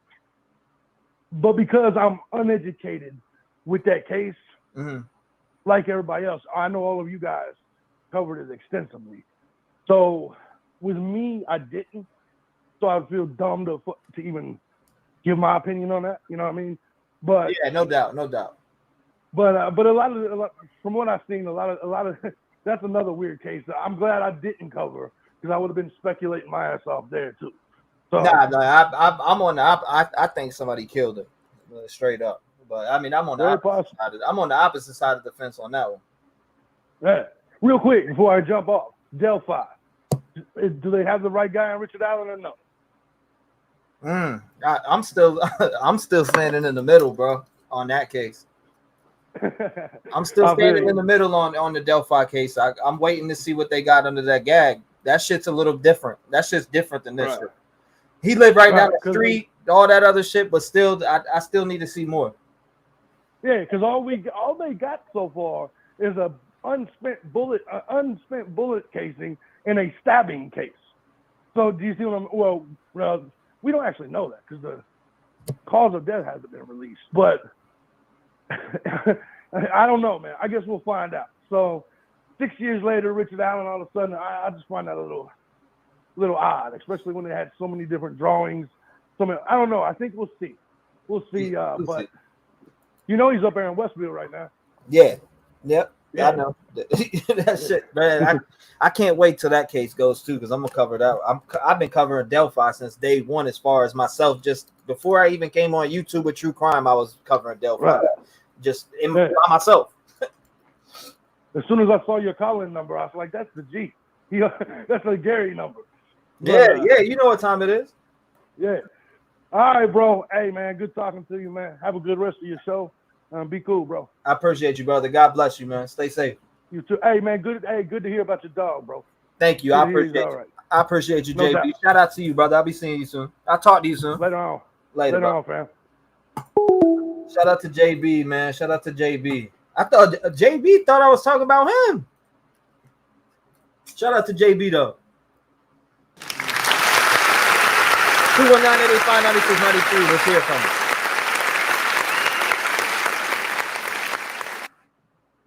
Let's hear from you. 219-885-9693. I seen some people were calling. Let's see what 509-221. Let's see. Amazing find by specialist. Amazing find by specialist. That is just the jury stated about the Snapchat video. See, me with Richard Allen is that I don't know. The Delphi case is going to be a sticky one, and we're going to watch that. Hopefully, they televise that trial. I hope they do. Delphi. Allen isn't a lone wolf. He had a pack. You think that? See, because I remember what is the dude's name? Keegan Kline. I don't know. There's so many different things with Keegan Kline that was weird to me. That stood out in the Delphi case. Rather, Kylie Rodney died by accidental drowning or not, someone should be held accountable about giving her alcohol and drugs. And I agree with that. Somebody, that shit's all fucked up. 757 sent from heaven. What's going on, Donna? You're live. Hey, what's going on? How you doing? I'm good. How you doing? 8 minutes. The floor is yours. What's your thoughts? What's going on? Spend the mind. Well, I need some help with the sleuths out there that have all the documents. I'm having trouble I'm trying to find the timestamps on the phones for the victims. And if anybody can look at those or find those for me and send them to me, that would be really great on Discord. I overheard conversation. Sometimes when I have YouTube on while doing other work or whatever, and I heard a conversation about the victims and the timelines on their phones and blah, blah, blah. And I don't even know what channel it was, to be honest with you, because I wasn't really watching. But I overheard them say that if you look at Bethany's phone times and the times of Xana's phone or Dylan's phone, I'm not sure which victim it was, that they said Bethany's phone last time was 4 something in the morning. So I overheard them say that it looked like the roommates were either texting each other or talking to each other. Now, I don't know what this was. Like I said, I heard it from the other room, but it caught my attention, but it was too late for me to really go back and watch it. I wasn't able to do that. Mm-hmm. But I have been looking through my paperwork. I've been on Discord. I asked a little bit about documents. I'm just trying to see where those timestamps are or where I can find those. Because I'm just kind of curious. That kind of caught me off guard. Because I'd never heard anything about that. Have you? About Bethany's phone? Nope. Nope. I mean, it might just be total bullshit. I'm waiting for those facts. I don't even know. That you must have went down a rabbit hole. Well, I wasn't even really going anywhere. That's the thing. If I was paying attention, I just wasn't paying attention. What's good, brother, Captain Kirk? You good. Keep going, Donna. You're good. Oh, but what I was saying is I just wasn't really paying attention to, I don't even know, you know how when you're, I put YouTube on and I just let it run when I'm doing stuff. Mm-hmm. So I'm not even sure exactly who it was that was even doing that. I just overheard it. So, but when I heard that, I thought, damn, I need to find this document. I'm terrible with documents. I'm terrible with retaining where stuff is. Uh-huh. So I'm asking for help from the Rev fam to see if anybody can find those or if they know where they're at. So I'm just kind of curious if that's true, if there's any truth to that as far as the timestamp on the phones. Now, I know they talked about Kaylee's phone and they talked about Maddie's phone, you know, and all that. But I don't remember much about Dylan. I don't remember much about Bethany's phone being talked about. So I'm just kind of curious. Those really haven't been talked about at all. So just out of curiosity, I mean, it might have been just something that was just crap someone was talking about. Mm-hmm, but I'm thinking to myself, there was so much stuff in those documents that it could have been easily overlooked, you know, because everybody was focusing on Maddie and Kaylee's phones and calling the boyfriend. I can't even remember his name now. And see, that's how my brain works. That's why I need hard copies. But anyway, if anybody has those, hit me up on Discord and send them to me, because I would appreciate that. And if anybody finds it, and if it is true, that would be pretty interesting, because I would have put Bethany at 4-something in the morning, either chatting or texting with somebody in the house. So, but I don't know. How's the pup doing? Slight echo on callers. Here, let me see. Maybe it's because I had the mic too loud. I'm not in the studio, so. Yeah, I have 0 things on. Nah, I don't think it's you. It's probably I don't sound like I'm in a cardiac unit. No, I think it's you coming through. I think it's you coming through my mic. I'm not in the studio with all the noise cancellation and shit. I gotcha. Yeah, I've had people threaten to come and smash my security system. No, we heard about that. Well, change the battery in your security system. No, yeah, this is Donna, guys. This is Donna. I've done it's a glitch from the cable company. They still haven't been able to figure out why he's doing that. So, and it's been replaced. So I don't know what to do but pull it out of here. But anyway, as far as anything else, I really don't have anything else to add. I came in a little late into the show, and but since I saw that you were on, I wanted to ask that one favor of everybody that could help me out with that. And if I'm wrong, I'm wrong, but it caught. Oh my God! Sorry. Jesus. Always something, man. I'm trying to get quiet, and I got phones going off. Anyway, I love you guys. Have a great day. I'm glad your dog is doing better, and we'll talk again soon. Thank you, Donna. I appreciate you calling in. God bless you. Lock your doors, and you too. And I got a battery for you. All right. Right. God bless you. Love you. Bye. Shout out to Donna, man. Thank you. If you want to call in, call in. Let's hear from you.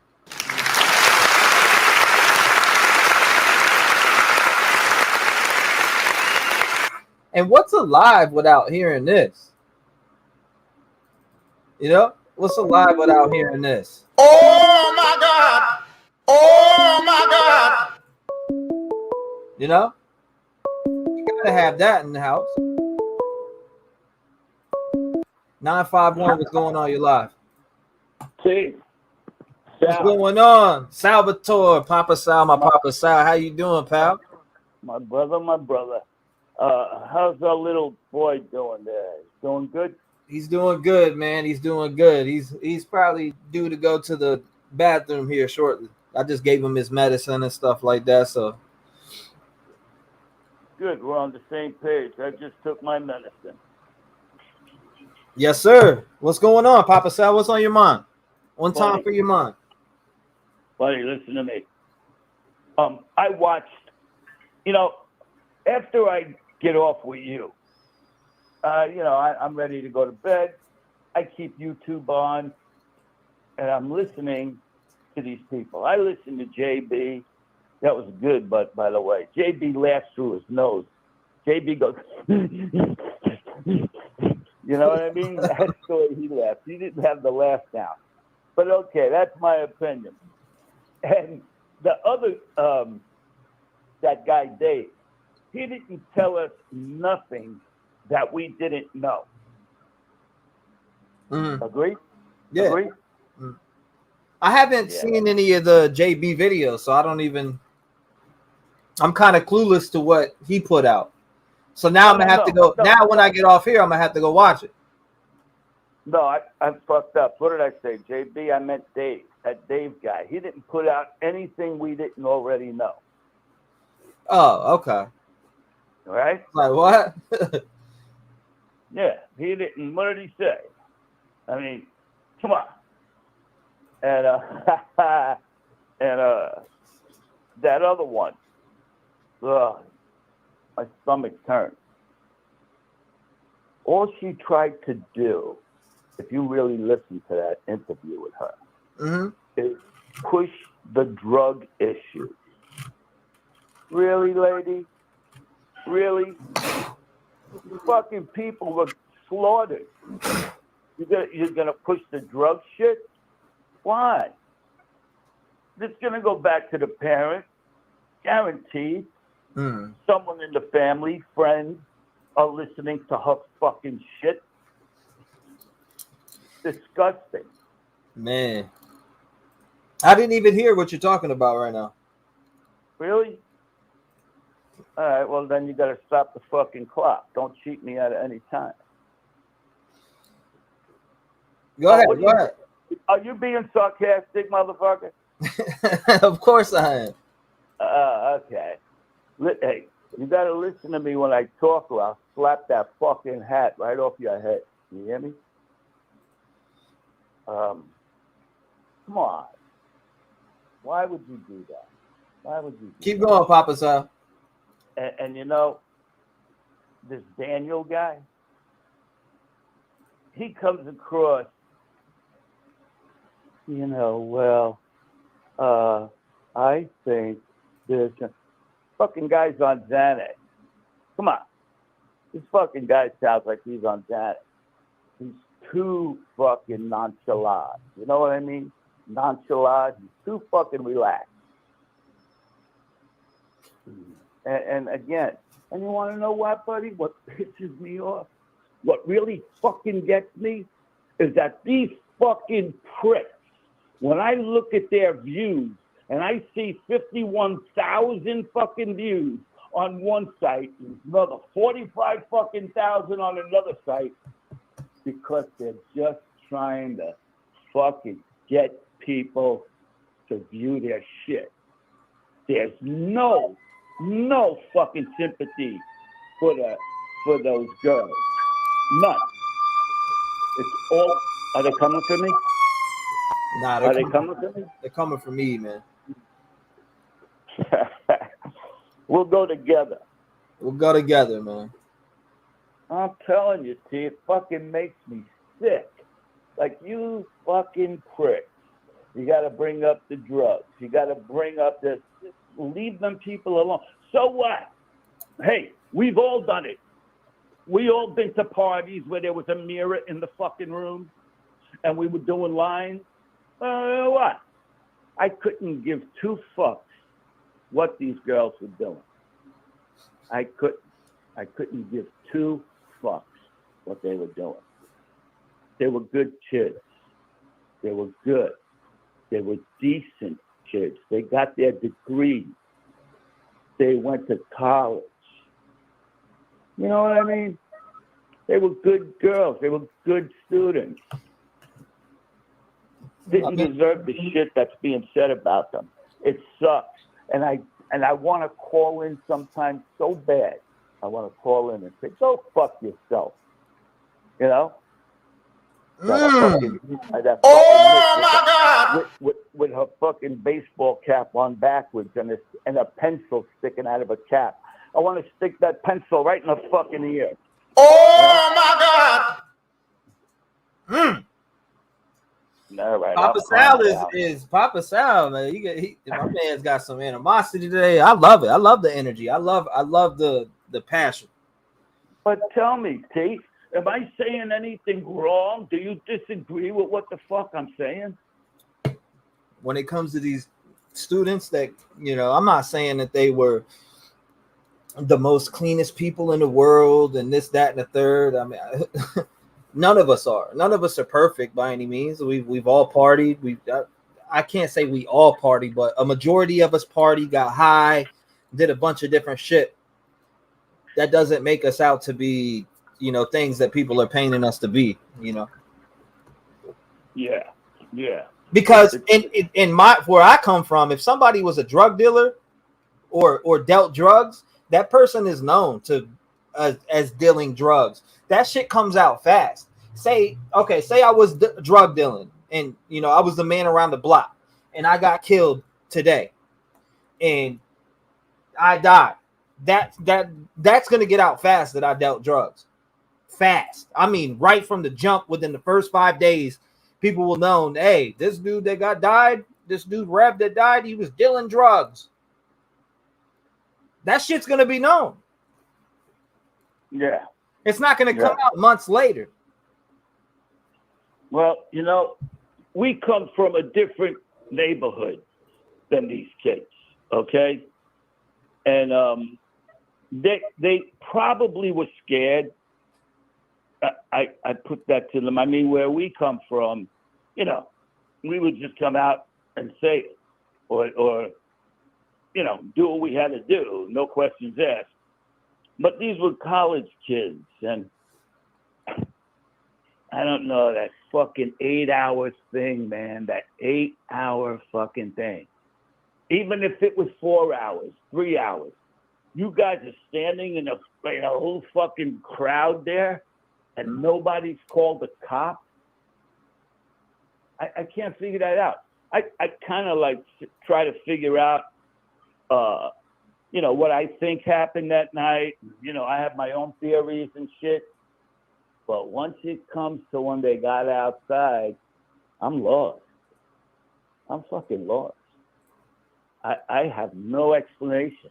I am dying to hear their explanation. And then they're trying to say, well, it was like a mafia thing. The college students, get the fuck out of here, mafia thing. Get out of here. Are you kidding me? But, okay. They were scared. I get it. But still, you don't fucking call. I mean, your girlfriend just passed out from what she's seen. Didn't Dylan or one of them just faint? Passed out? I mean, come on. The carnage in that fucking house. And nobody called the cops? I don't know. Something's rotten in Denmark. And in Idaho. Go ahead, buddy. I'll let you go. I know other people want to call in. Well, I know my time is up. I don't see nobody calling. I want to tell you something. You said Sosa's got 7 stitches on his head. Yeah, that's a big incision. People were saying that they think he should have more stitches on his head. Did you see how big it was? No, I didn't really see it. A lot of people were saying, man, I'm surprised he only got 7 stitches. That looks like he should have had like 10 or 12. When we were young, we used to fight the Fordham Baldies and shit like that. And one of these pricks threw a can, and it hit me in the back of the head. I had 7 stitches. I went home. My T-shirt was all fucking bloody, And my mother, instead of fucking comforting me, she wanted to kill me. All right, let me go. You good? Grumpy old men. What is he talking about? I'll give a grumpy old man. She's showing you love, man. She's showing you love, Papa. Showing me love? She's showing you love, I promise you. Yeah? She's showing you love. I hope so, Aaron, because I know where you live. All right? I know where you live. Oh, my God! Shit. I love I you. think Papa. I see Detective John wants to call in, right? Detective Johnny? I think I seen that, right? He's in the room, right? Nah, somebody said that. Somebody said, Detective John, call in. Oh, I see. Well, feel free to slap me off the phone anytime you want. Nah, I mean, and nobody's called in yet. I'm looking at the line right now. Nobody's called in. It's disgusting what they're doing to these poor kids. Just for views. Just for fucking views. Really? Why talk like that? Why? And then that other fucking psycho. What's her name? I can't get her fucking name. Shit. She's a fucking whack job. She's screaming in the fucking computer 1 minute, and then she's dancing around the next. like, what the fuck is up with you? You know? And the way she described, Oh my God! The way she described how they fucking killed Kaylee. I wanted to do the same thing to her. I wanted to do the same thing. I mean, you fuck. You're going to say shit like that? What they did with the machete? Really? You disgusting pig. I bet you she stinks. When you walk next to her, she's probably got an odor of fucking fish. She stinks, that fucking bitch. Papa Sal, you're fired up today, boy. Well, it's sad, buddy. I was fired up when I came on, just from reading and watching some of the videos that a lot of you wonderful people send me. The Rev Gang family send me. You send me links to things, or you send me information, or just, you know, saying what you've seen, this, that. I read those emails, and when I read them and see these things, or go click on it and watch these videos, and I see things that are just being talked about that have zero relevance to the case, and it feeds the people who have a tinfoil hat on. It's like, let's stick to what's on paper and what's around us, because none of these people none of the names that I've seen have ever been mentioned by nobody with law enforcement ever. Right. It hasn't been. So, and then people are trying to say that Idaho, Pennsylvania, Washington, and the FBI are conspiring together to put Brian Koberger behind bars, and I just don't see that. Doesn't work like that. I don't see that, bro. I don't see 3 states plus the FBI working together to put some dude that's going to college to better his life behind bars. I just don't see that happening. So, Papa Sal, this is another thing. I want to know if you agree with this or not. And you, even if you disagree with it, fine. I don't give a fuck. But this is my opinion. No, go ahead. When it comes to high-profile cases or celebrities dying, damn near 80% of the time, there's a conspiracy built around it from fans and people that make it grow. And it grows like a wildfire to the point where people believe the shit. Now, I'm not saying that there's never been a conspiracy in any case. I'm not saying that. But what I'm saying is 80% of the time there is a conspiracy built around a celebrity death or a high-profile case. I agree. It happens. And I've seen this my whole entire life. I agree. It happened with my fucking idol, Elvis. I mean, look what they did to fucking Elvis. They fucking destroyed him. No, they can't destroy him, but you know what I'm saying. They fucking blew it up. Look at the Kennedy thing. I mean, come on, all these fucking. But look. Let me tell you something. Hey, a few months ago, I brought up Emma Bailey when she wasn't popular. I remember calling in and telling you, hey, see, what do you know about this Emma Bailey chick? You know, and it kind of just went. When, you know, it was kind of passed up. You know what I mean? Yeah, I always had my fucking eye on them. Let's just put it this way. I ask a question for everybody in chat and you. What does Emma Bailey got to do with the Idaho 4? I don't care if she knew somebody that was friends with them or not. What does Emma Bailey got to do with the Idaho 4? Are you asking me? I'm just put that out in the air in general. What does Emma Bailey got to do with the Idaho 4? Receipts, bring them to me. She's got the same fucking eyebrows. That's what she got. She's got those fucking bushy eyebrows. I don't know. What do you mean? I just put it out there like that. You know, what's Emma Bailey got to do with the Idaho 4? Was she at the house? Was she there that night? Was she, you know, what? Show me. Well, they say she was one of the 2 girls that came out of the house one night. Chief, yes, I agree. There's things that, Chief, I do agree that there's things that aren't right, which is that 8-hour gap to me. I believe, I just think that's not right. Not that 8-hour gap. I don't like it. It needs to be explained so I can better understand it, because that's fishy to me. 8 hours and you came face to face with somebody. Yeah, I get the arguments of shock phase. I get the arguments of all that, but still, 8 hours coming face to face with somebody. Do I want to know if you didn't know what went on the other side of those rooms? on the other side of that door? I want to know. Because personally, I mean, I don't know. Like, it just doesn't make sense to me yet, and they'll make it make sense. Yeah. There's shit that we don't know about.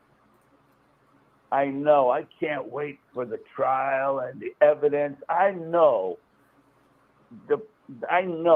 they got evidence up the yin yang for this guy. They never arrested anybody else. Okay? He's the only one in handcuffs and eating fucking green bologna sandwiches right now. Okay? They fucking got their guy. Period. Now, you can look at these other fucking morons, like that Brazilian, well, whatever the hell his name is. I don't know their name. He's big. He could do something like that. And he's even got the bushy fucking eyebrows. But that's just like you say. That's just what you just said. That's how they throw you off. By bringing these things up, and it creates fucking controversy. Because you look at it, you say, well, fuck, what did Brian have? Why did Brian do what he did? He was living a good life. You know, yeah, he looked weird. Okay, and why did Gregory R. Graff kill Jessica Paget? Why did Gregory R. Graff kill Jessica Paget, his daughter? I was part of that search team in Pennsylvania, Northampton. Look it up. Shook the dude's hand, was walking around searching for his daughter, and the whole time he murdered her. He came up behind her, shot her in the back of the head. I was part of the search team there. We started at the Dollar General. I even talked to Fox out there. There was local news stations out there. Literally, nobody thought Gregory R. Graff killed his daughter, Jessica Paget, his stepdaughter. Nobody, not one person at the time. Who did it end up being when they ran the CCTV back?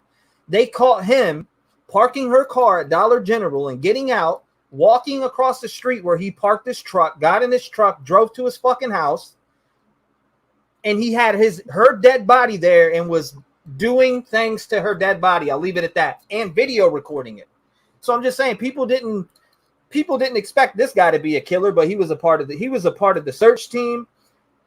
So was her husband. Everybody, bro, we were all out there searching for Jessica Paget day and night in Northampton, Pennsylvania, and nobody expected him to be the killer.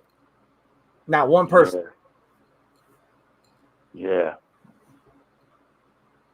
So I'm just, I mean, it's crazy. It blows my mind. It blows my mind that I shook his hand.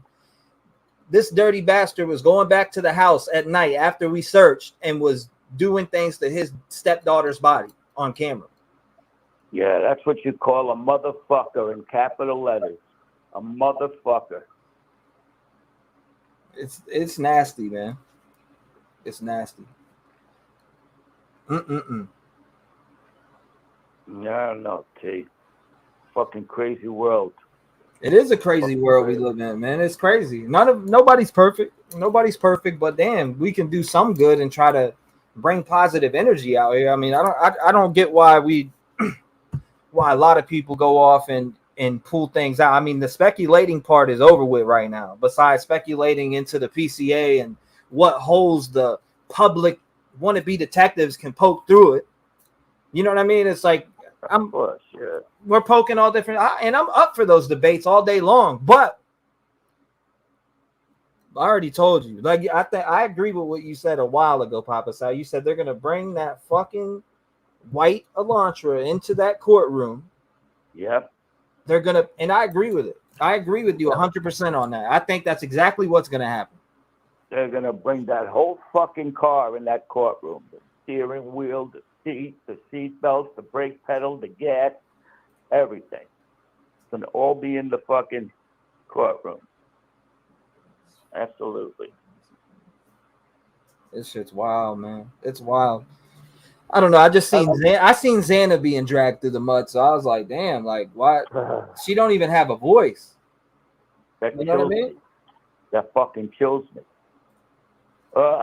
She doesn't even have a voice. Xana Kernoodle cannot speak. I know. And it just, but I see these things being said about her. Like I seen the one video that I seen that was sent to me. I don't even know who the creator is, but I seen it and was like, damn, like people, people are really following what, because in the comments, under the comments, I seen, oh, you finally did a video on the information I sent you. And it's the pink. I'm like, what? Like, really? Like, just to feed people content? Right. That's the fucking kick in the balls.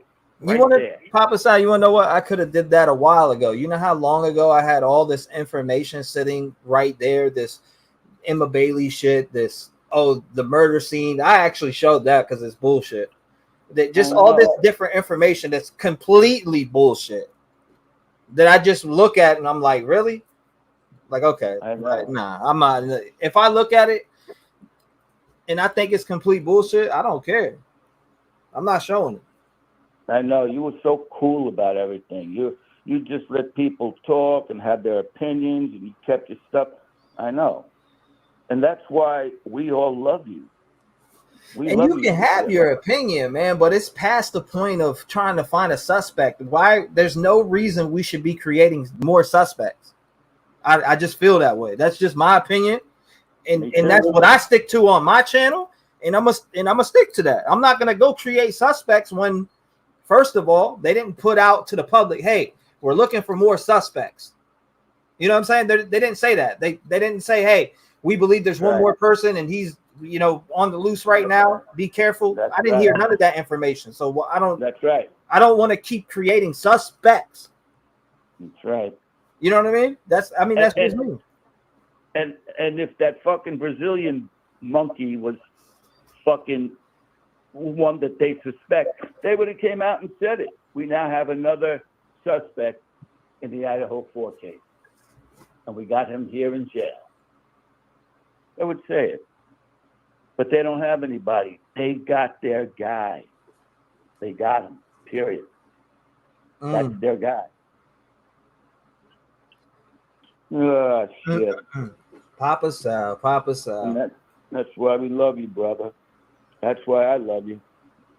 Well, I appreciate you. I see some. I had to go live today. I'm taking care of Sosa Hardcore, so I won't be able to do as long as lives as I usually do. But I know he's probably got to go out. He's over here laying on the bed. Look at him. I miss you, brother, and everybody here misses you, But we know you got to take care of your boys. I finally got him in a routine, so I'll be able to go live for a couple hours. I'm gonna be going live damn near every day this week, so you'll be seeing me. He's gonna be our mascot. You know what I mean? No doubt. What was I gonna say? I never heard that story. Shock. Somebody said, like I said, I showed it a while ago on my other stream. If you want to go look at it, it was alleged murder scene photos. That's how much people create things out here. Yeah. But it is what it is. I mean, people are gonna do what they do, and I'm gonna do what I do. Are you talking about that? What's her name that that showed pictures of the blood on the floor? Yeah. Yeah. Yeah. No sense in. Thank you, Miss. No sense in chaining that one up. You know what I mean? Fuck her too. This shit's and the horse she rode in on. Shit. Disgusting. It's disgusting, but come on. Have a little fucking toot. Have a little fucking toot. I mean, really. Talk about people like that. And they're dead. They were slaughtered. Really? You're the lowest. Please. I could go. I could go on for fucking hours. But I can't. I want you to. Go ahead. Take other calls, brother. What is this? Hold up. Can't bash other channels, but they can bash the dead. We can't. There's a lot of channels being bashed about here. I'm bashed every day. I take it on the chin all day long. Yeah. You had to hear the way that fucking animal was talking about you. I'm bashed every day. That shit's the least of my worries. Yeah, you gotta have tough skin. That's the least of my worries. I'm not about to make 50 videos crying about it. I promise you that. But man, I appreciate you calling in, Papa Sal. God bless you. I love you, pal. Thank you for calling in, and I'll hear from you. I'll talk to you here in a little bit in Discord. Yeah, I love you, brother. I love the too, Rev pal. Gang family too. You know. I love you too, pal. Real family shit. Yeah, absolutely. God bless you, pal. Lock your doors, and I'll be talking to you soon. All right, brother. Bye. Shout out to Papa Sal, man. Everybody give Papa Sal a round of applause. Real fan band down to the wire, baby.